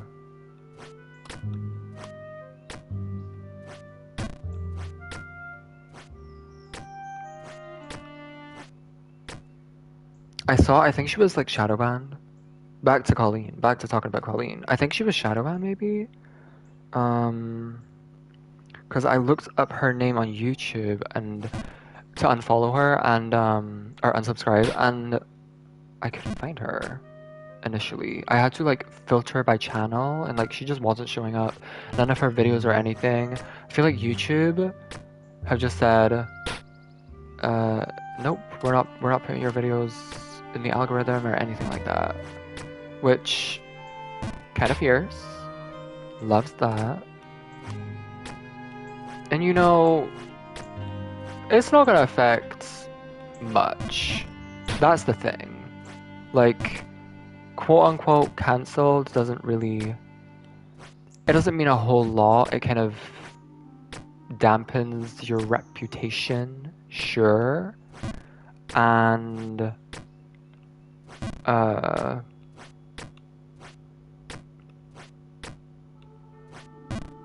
you know, can come in between you and like brand deals and whatever, but this person has millions of subscribers and like billions of views or whatever. Like, she ain't gonna suffer. Like, she's got the money, Darren. Like, she's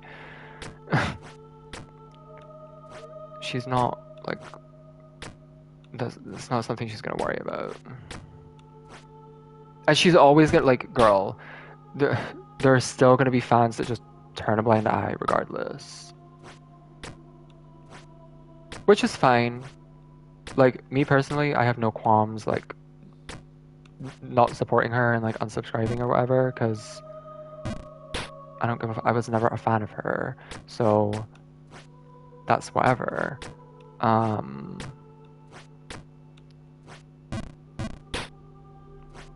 but it still is weird. I remember like when her fucking ukulele video went up, her toxic gossip train went up, and like the first thing I saw when I went to the comments was like, we love you, like we support you, like it's okay, don't listen to that, like shit like that. Crazy. Crazy. It's crazy the stuff that people will just... Oh, fuck. Oh no. I'm nervous. Oh my god. Okay, I'm fine. Whew! They really play with your emotions when that happens. You know what? I'm gonna end here. I've been almost playing this game for 2 hours. I almost got to the top of the second tower. I got to the top of the first tower after like 15-20 minutes. So I'm gonna...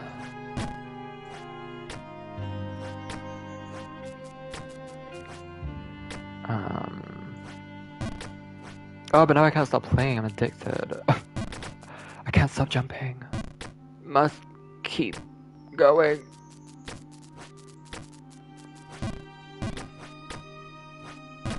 Okay, next time I fall, I'll stop. Okay, but that next time I fall, a whole screen.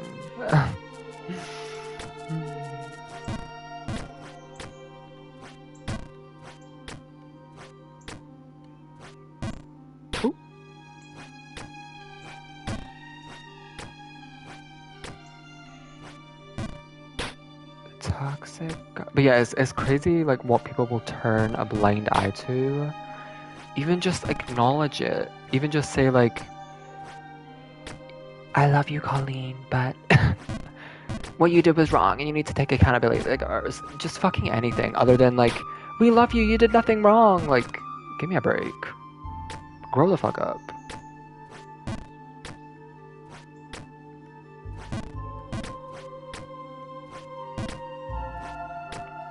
I think there's this mentality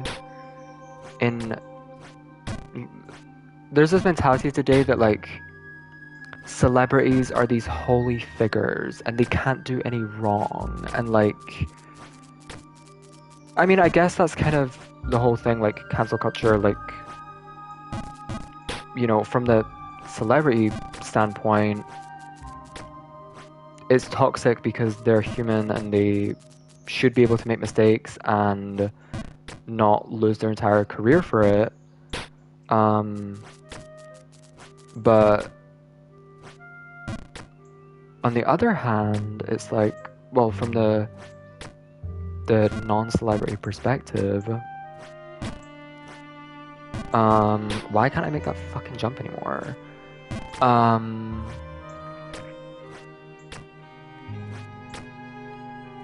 From the non-celebrity perspective, it's like there's a lot of people that just, for some reason, don't understand that people can do, like, celebrities can do wrong, like they're not perfect beings. It's weird. It's just like a weird mentality that people have.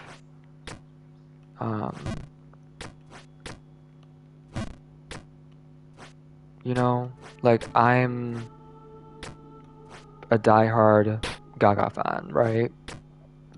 If Gaga fucking, you know, went and fucking shot a homeless person and then burned my entire house down, like, I'm not gonna endorse that. I'm not just gonna say, oh, you did good, Gaga, like a fucking sheep, you know? But there are people who would. There are people who would. Which is kind of the crazy part.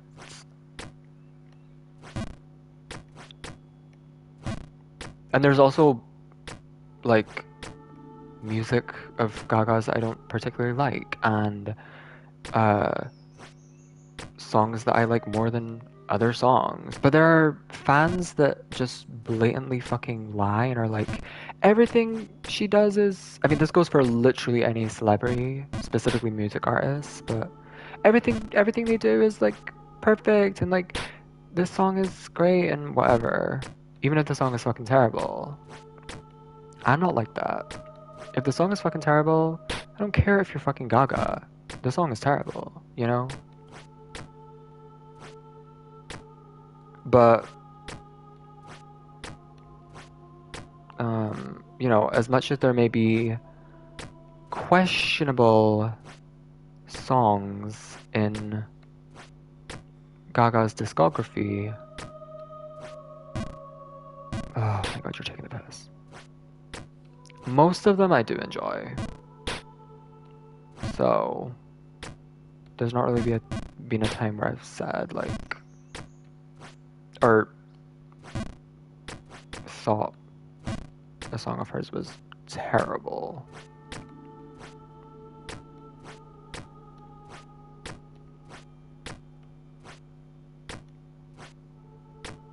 I don't even know how I got into that topic. Oh yeah, viewing like celebrities as these perfect beings.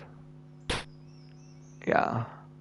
I don't know. It was weird going into the comment section and seeing all those people like, we support you, we stand behind you, don't worry, like.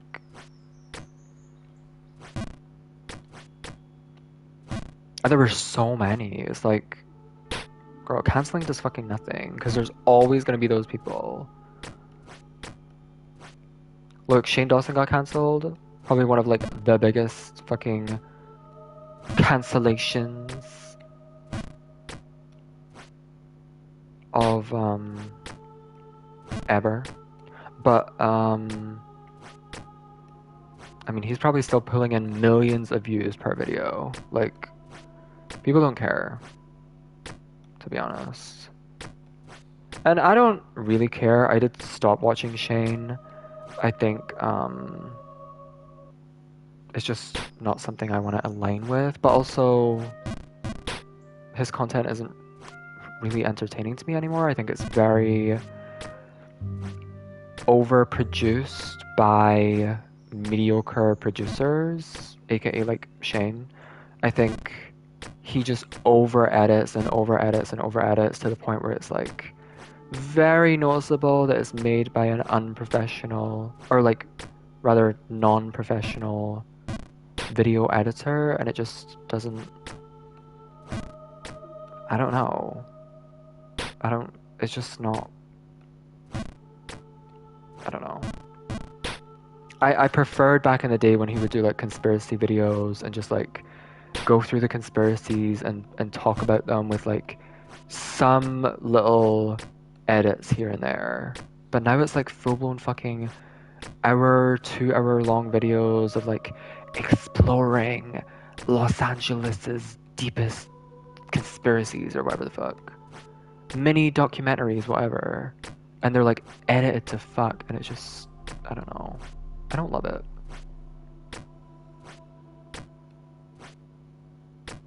Oh.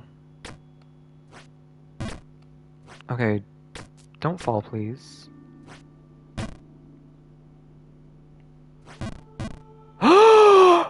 It's the same shit that I did before. How do I get up there again? I can't remember. Fuck.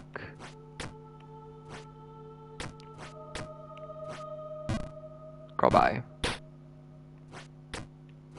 Okay, if I fall one more screen, I will end. I know I said that like 20 minutes ago, but...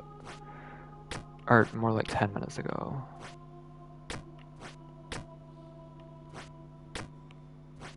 Okay. Oh my fucking god, if I didn't make that, I'd be pissed. I think like I do go... Like I do the wall jump, I just...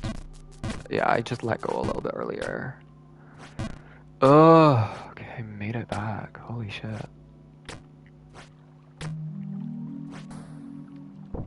Ugh, what a hassle. That's all it takes if you're up at the Dark Tower and you fall like on the far left or right side, you go all the way.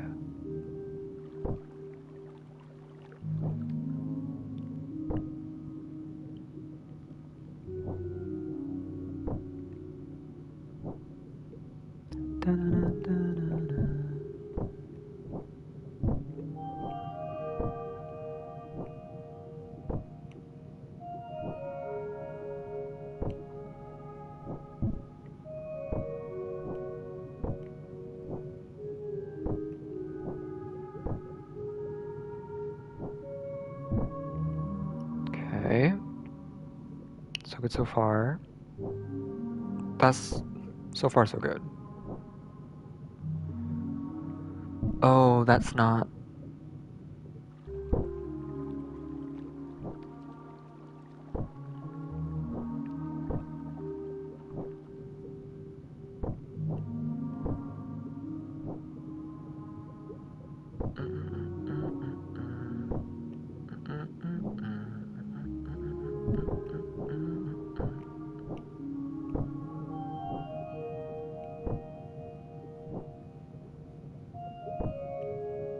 Okay.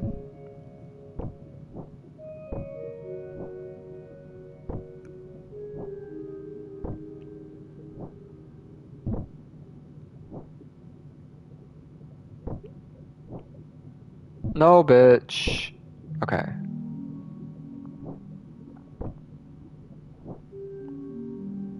was thinking of maybe playing DBD later. Um, you know, the event is going on and I've not played that much. Like, I played a fair amount. I maybe got like a total of, I don't know, like 10 prestige levels or something. Like, a fair amount. But, like, I could have done with more. And I could have farmed for more cakes and, you know, it's been like 2 weeks that the event has been going on for. And I've not really... I think I just need to play a little bit more, you know, I need to farm some more blood points and try and play a little bit more frequently. I don't actually think I've played in like 2 days, to be honest. Because I took a break 2 days ago from DBD, I didn't play that day, and then yesterday I got sidetracked with fucking Fortnite, which like I thought I was only gonna play for like a couple hours, ended up playing for 5 hours, like that one map, and then like I did make some presets for a couple hours before that as well, so yeah, I just got like totally sidetracked and didn't play DBD yesterday either. But I kinda, I don't know. If there's any time that I want to play DBD, it should be now, because there's an anniversary event going on with all these blood points that I need to get. And you know, it had the potential to get me to Prestige 100 with Meg. I think I'm only like Prestige 55 now. I don't know what the fuck I'm doing right now. Oh my god. And I think I started the event on like Prestige 45 or maybe like 47 or something. But, you know, if I just played. If I played like 8 hours a day, for example, I'd probably be at Prestige 100 by now. But every session of the DBD that I've had in the past 2 weeks, I've only really played for like 2, 3, maybe like 4 hours at one time. So, yeah, like I really could have farmed way more blood points and in turn farmed way more cakes and like saved them.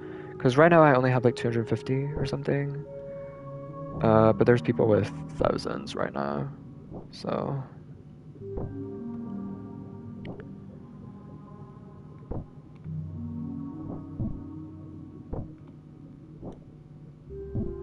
Oh, fuck you.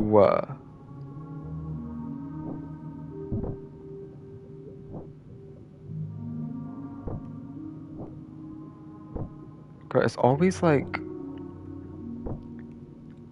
There's always like I'm fucking half second in it. Like if you hold it for a half second too long, it's too far. If you hold it for a half second too little, then too bad. Oh my god. Fuck you. Fuck you. My god, this section would take literally like 20 fucking seconds if I wasn't slowed down by the water.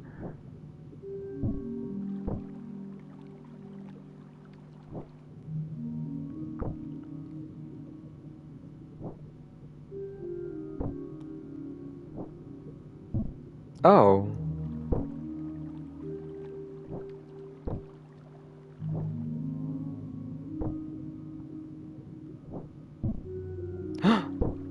Oh my god, I don't know why I'm playing like this.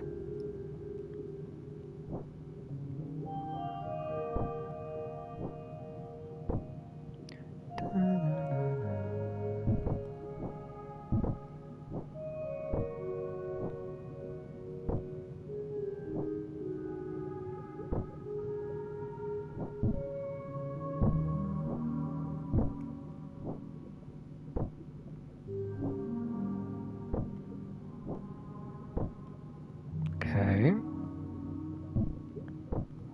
Alright. No!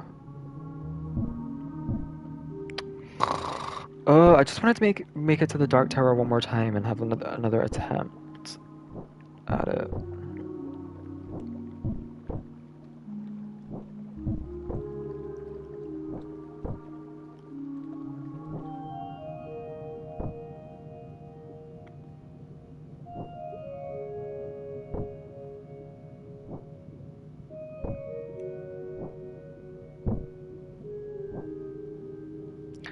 Um, I'm ready for Jump King Quest, though. I've been trying to keep up with that game for a while, but you know, they don't really put out many updates about it.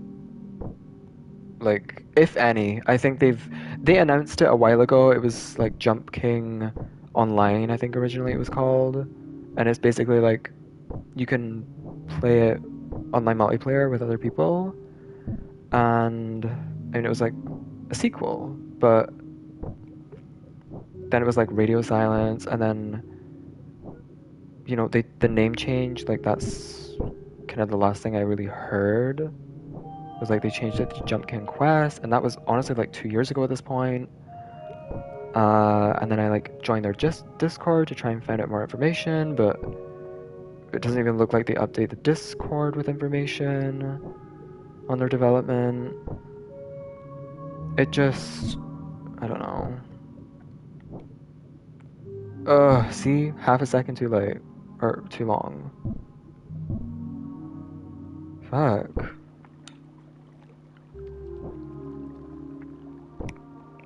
Like, it's hard to be excited for something that you A, know very little about, but B, don't have any, fuck.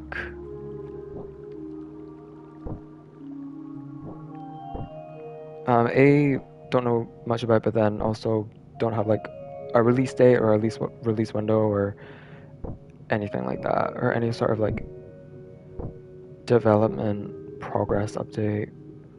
I don't know. It's fucking annoying.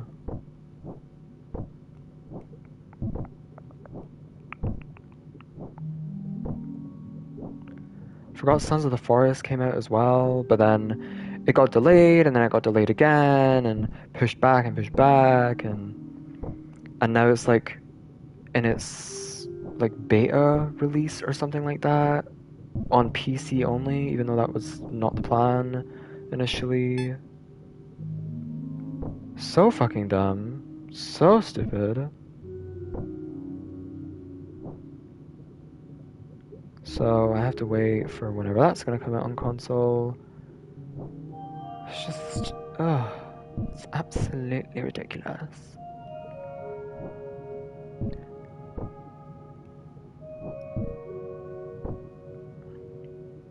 I'm tired of companies announcing games years in advance, and then it's delay after delay after delay. Just announce your game 6 months before it's released, like Nintendo. Just announce your game and then release it 6 months later, knowing full well that your game is more or less ready to release. That's what you need to do. Stop like announcing games fucking 3 years ago, and then when it comes to almost release date, it's like, oh well, actually we're not done. You know, when you create such a large release window, like, oh, 3 years from now, it's very broad. You don't know that it's going to take 3 years. That's an estimate, you know, and it's much easier to estimate, oh, the game is going to take 6 months or 3 months or 3 weeks to finish instead of 3 years. So,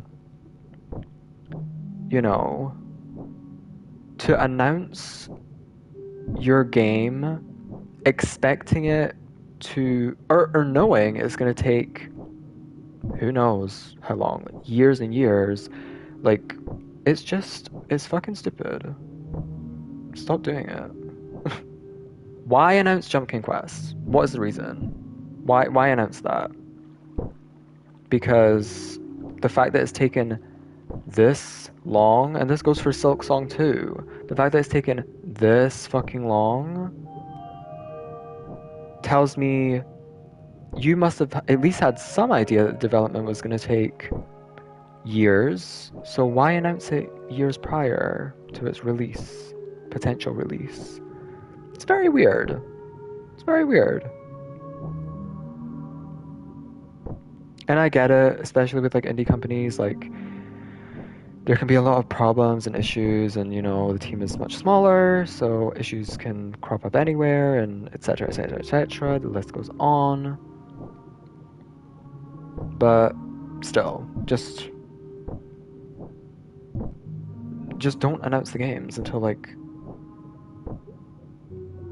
they're going to be released soon.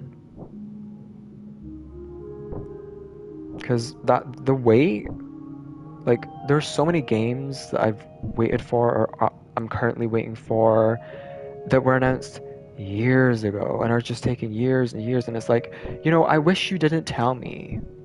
I wish you let me live in blissful fucking ignorance, not knowing if another game is ever going to come or whatever, instead of knowing that there's a game in the works, but just having to wait for it. It's fucking terrible. And companies need to stop fucking doing it. Or developers, rather.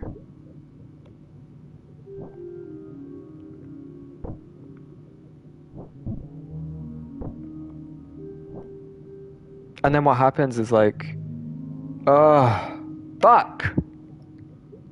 And then what happens is like, they end up finally giving like a release date, and then it just gets fucking postponed anyway. It just gets delayed. This is why, I mean, not to use Silksong as an example for so many times, but this is why they haven't given a release date. This is the reason. Because they don't have one. They don't know. Because all these companies, they also don't fucking know, but they're like, oh, it'll be done by this date, and it'll be out by this date, and then it isn't ready. The game is still being developed. And then they have to push it back. And they're like, oh, give us 2 more months. And then the 2 months roll by, and it gets delayed again. And then it gets delayed by a year, and you're like, oh, surely a year is enough time. And then it's not. And then it gets delayed again, and you're like, huh? Why would you estimate the game was going to come out a year before, and it still needed like over a year's worth more development? It's crazy, and I'm just sick and tired of it, so I'm just venting about it. Yeah, but that's why Team Cherry aren't given a release date for Silksong, because they don't have one. And look, they kind of vaguely estimated that it would come out, I think it was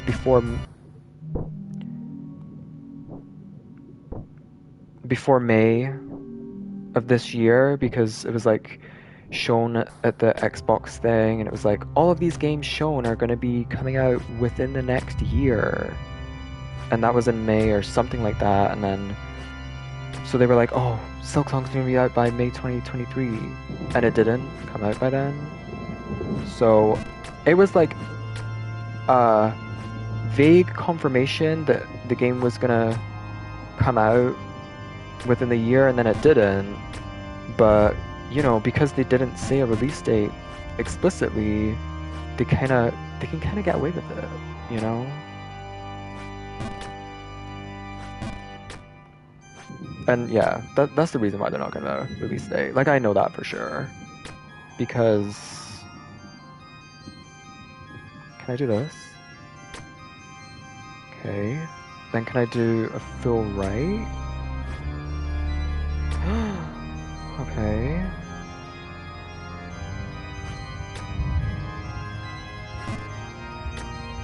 Do I need to jump on that? Oh no.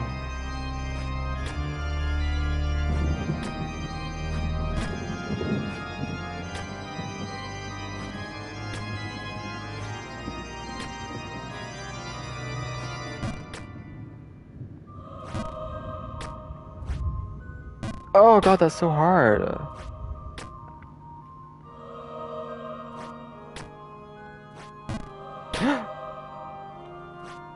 I wonder if I can fill right here. I don't want to test it though, because if it fucks up, then I'm going back down.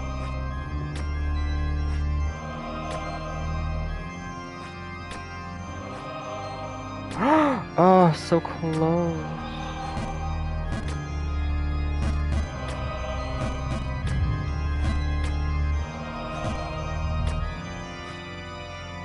Damn it.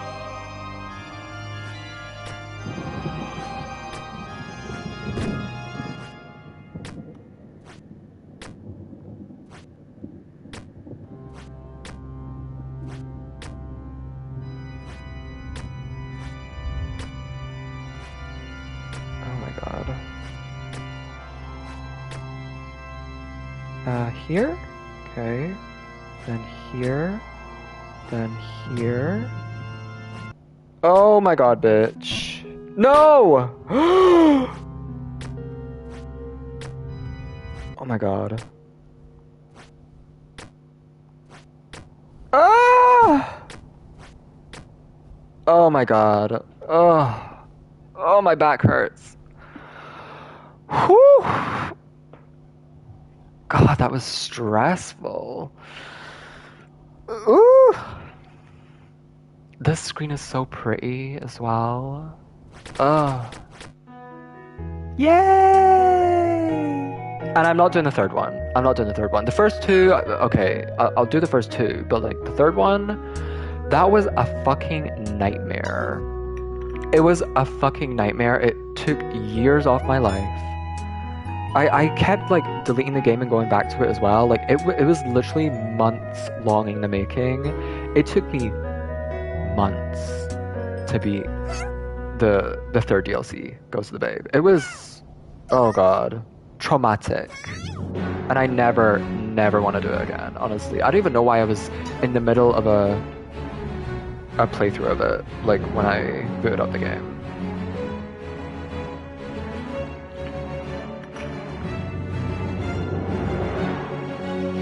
I'm just thinking of like the Tower of Atumbra, where the fuck it's called, with like the sand and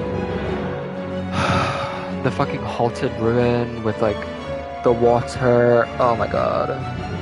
I can't. I just don't want to do it. But anyway, I mean, I'm glad I didn't stop playing. I continued, and look, it only took me 2 hours to beat the base game and New Day Plus. I'm pretty proud of that. Like, I'm pretty decent at this game.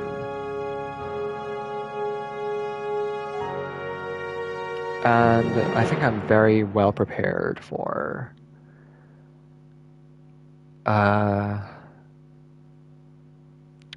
Jump King Quest. Like 1 hour 37 minutes. And the other one was like 20 minutes or something, I don't know. How many hours do I have in this game? I have 73 hours in this game. I guess after this session it's gonna count up and go to 75. Can I see my stats? I don't know if I can. Well, this is my stats overall. 60 hours playtime, it doesn't count time like paused or whatever, so it says 75 on my PlayStation, but really playtime is non-stop. Playtime is 60 hours, 35 minutes. But I guess I can't see like all my different runs, which would be kind of nice, but anyway, I'm gonna get something to eat. I'm gonna take a little break, and then I might come back with Dead by Daylight. If I don't, then well, whatever. I just wanted to kind of play this and scratch that itch that I was having to play this game again. But yeah, that's all.